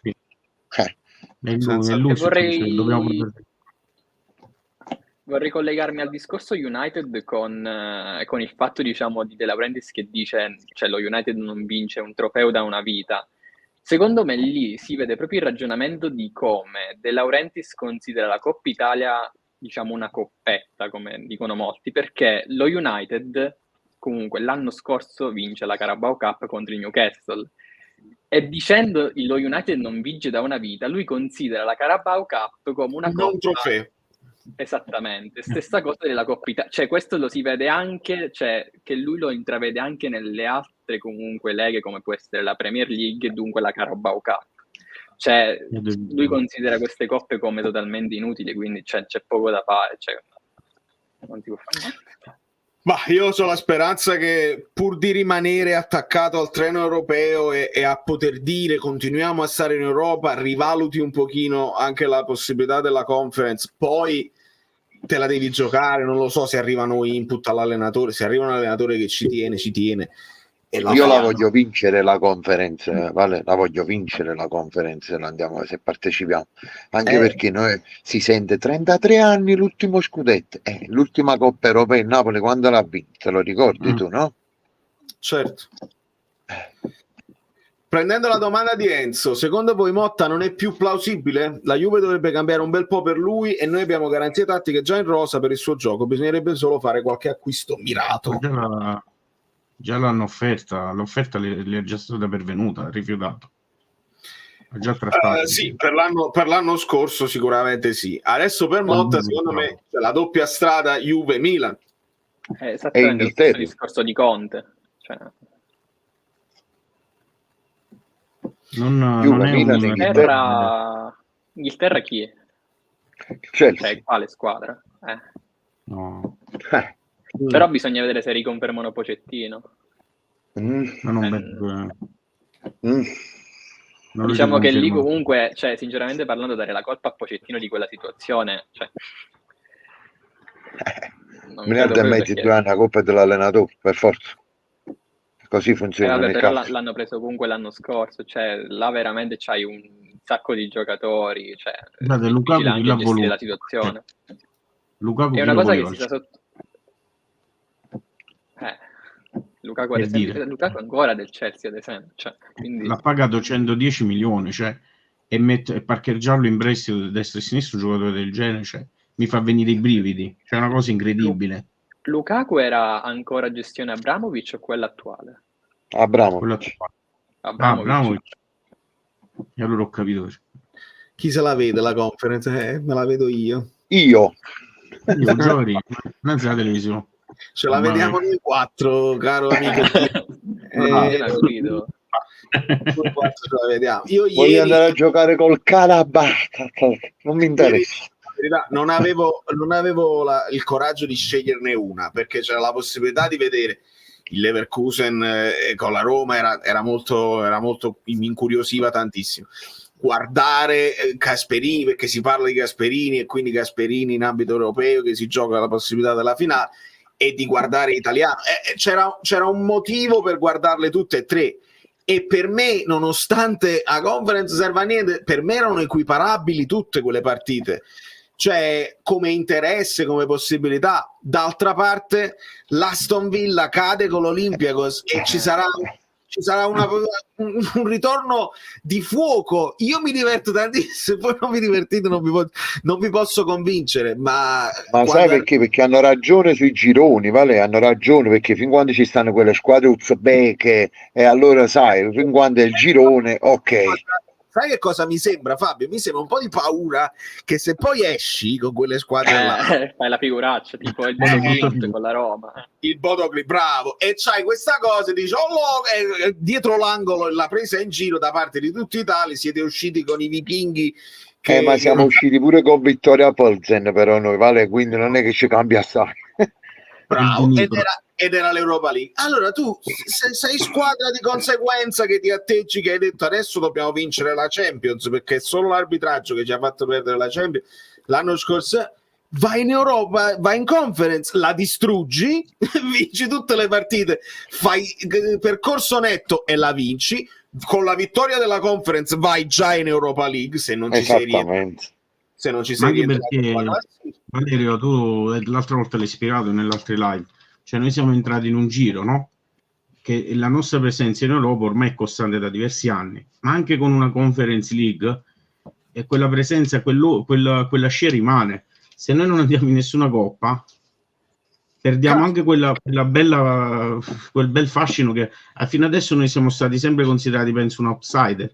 Io mi ricordo qualche anno fa col PSG, per esempio, quel 3-3 sta ancora gridando vendetta. Cioè noi stavamo facendo un'impresa incredibile, quando poi Di Maria all'ultimo secondo quindi è bello, dobbiamo rientrarci assolutamente in questo giro. Ma il nuovo format, così come per la Champions, vale, uguale per l'Europa League, uguale per la Conference, in pratica saranno 8 o 10 partite, non più tra gironi e quant'altro. Affronti tutte e la vinci a marzo, per esempio, capite che ti voglio dire? È tutta un'altra cosa. 6 partite, però comunque cambia il format, anche là sarà sfizioso vederlo.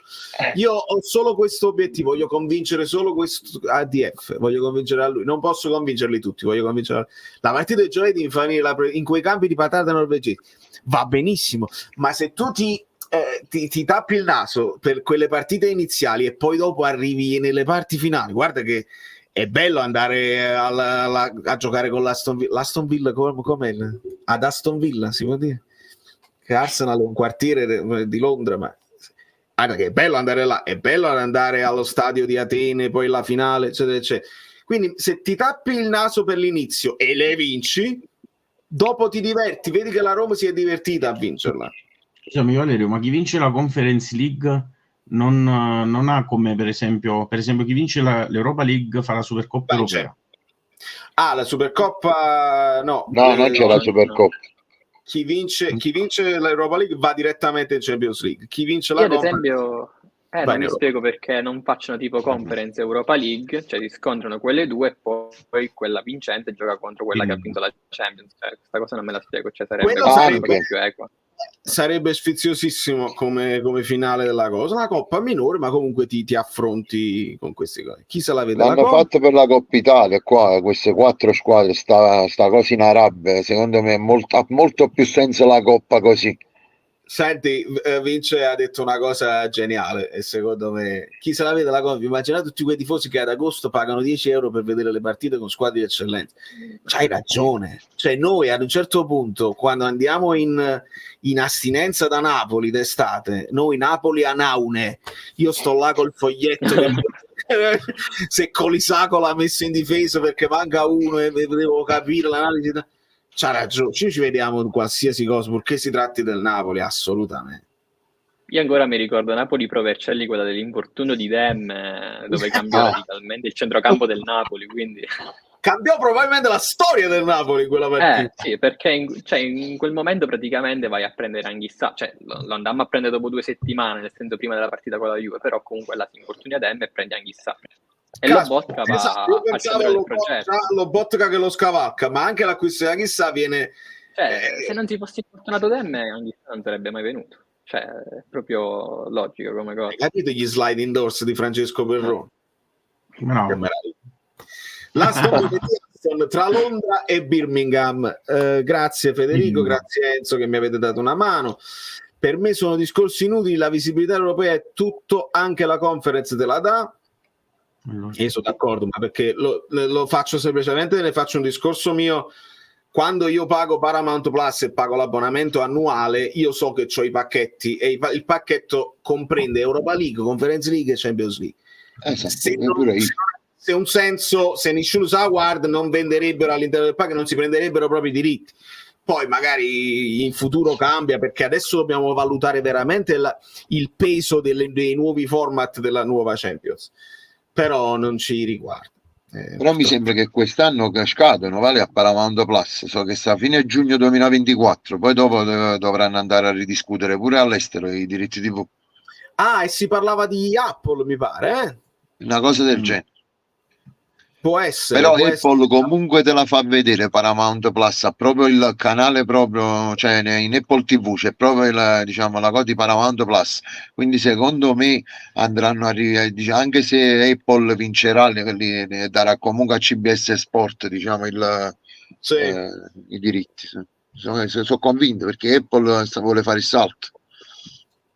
Io spero veramente di riuscire a entrare almeno nelle prime 8, a parte le coppe europee, ma anche per non fare i 32esimi di Coppa Italia. Soprattutto. Questo se ne è parlato, mi pare che la data sia il 10 agosto.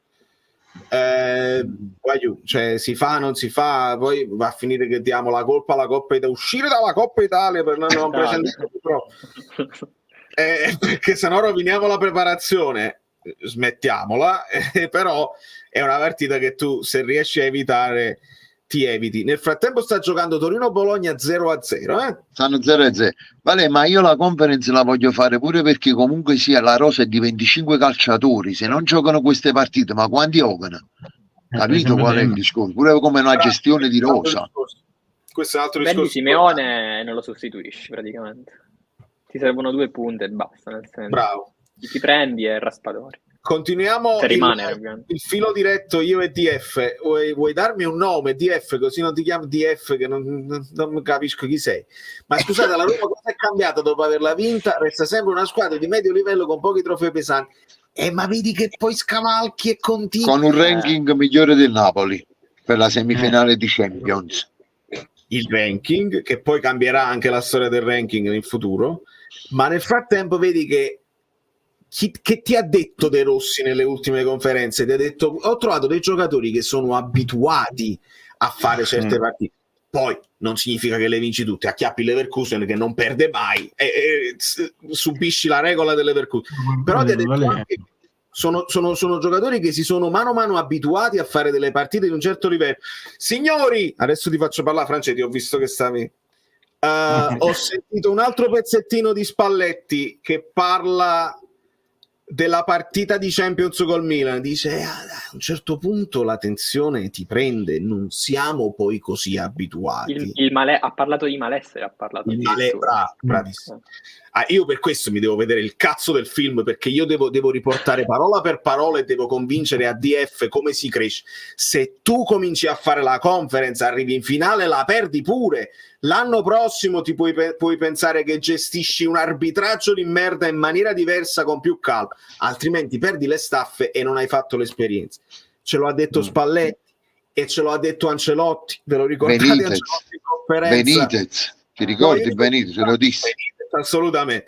Ma io dico quest'anno Ancelotti con una calma olimpionica, ma la senti venire a Napoli su questa partita, noi siamo abituati, questa è una partita come tutte le altre, siamo abituatissimi a giocare queste partite, cioè piano piano poi si costruisce tutto. A livello del Reale, delle grandi squadre non ci arrivi mai, però se puoi avvicinarti ad un livello dove non ti tremano più le gambe e noi affrontiamo anche le partite, sono tutte finali, non sono finali.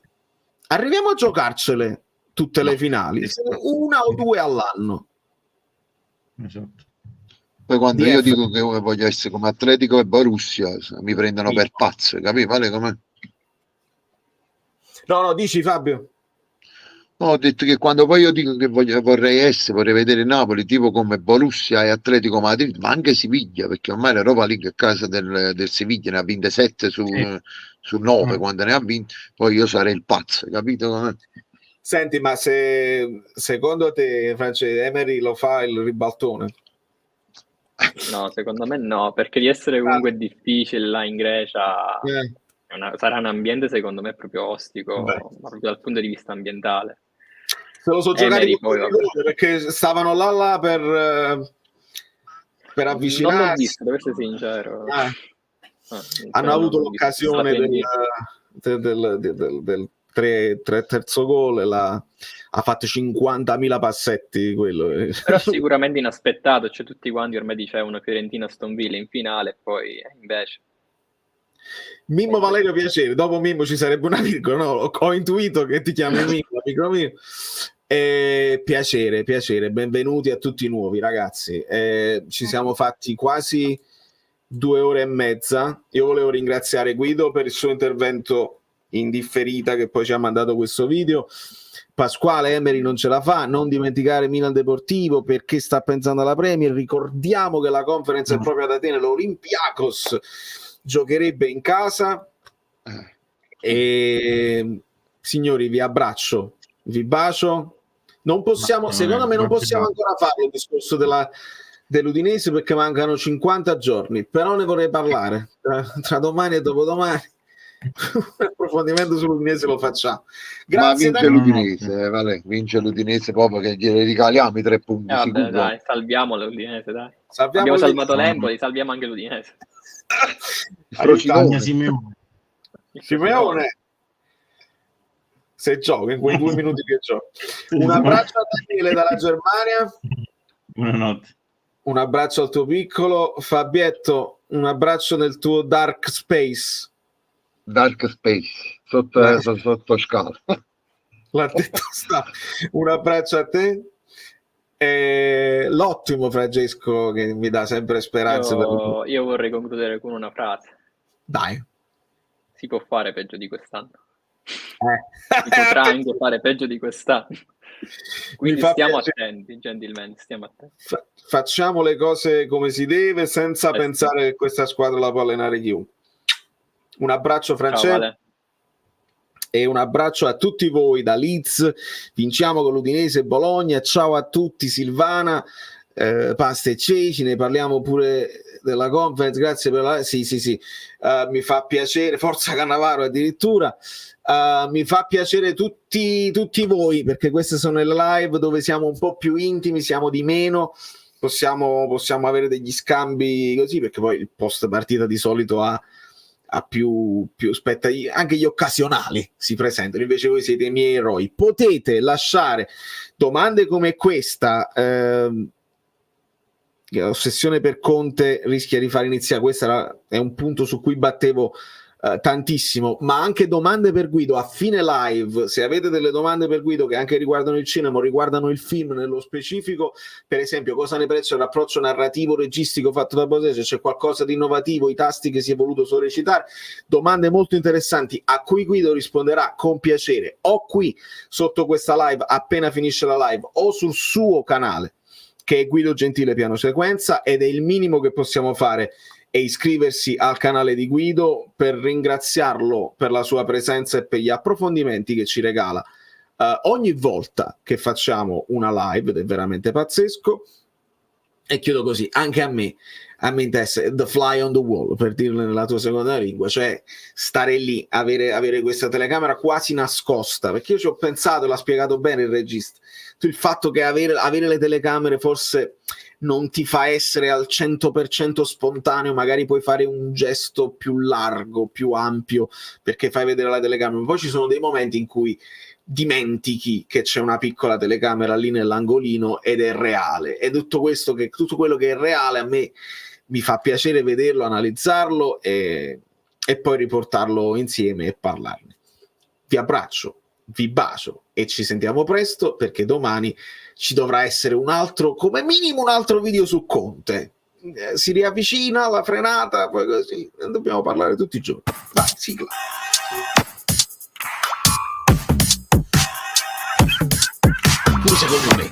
Pure secondo me. Aia.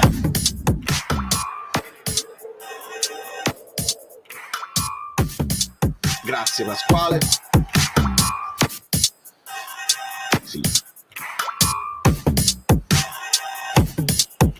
Mai, Navajo, mai.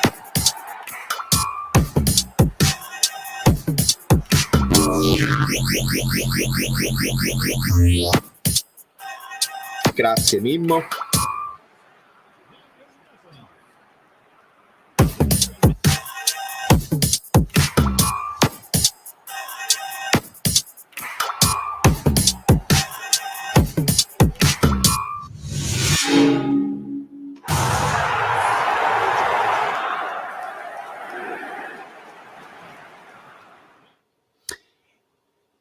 E se questa stagione fosse il pretesto per un sequel dal fallimento alla Champions,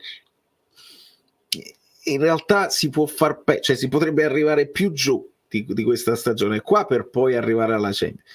Il sequel dalla pretesto vuol dire avere delle telecamere accese per 3, 4, 50 anni, potresti anche non vincerla mai ed avere sempre le telecamere accese a registrare, poi diventa difficile fare l'editing, caro Domenico. Però secondo me non è assurdo pensare che abbiano continuato a registrare anche quest'anno. Poi quando hanno visto che cosa è, risparmiamo la pellicola. Però il regista l'ha detto, ha detto anche se fosse andata male sarebbe stato a livello narrativo bellissimo lo stesso, però voglio proprio vedere se De Laurentiis te lo faceva, te lo distribuiva e te lo produceva, ma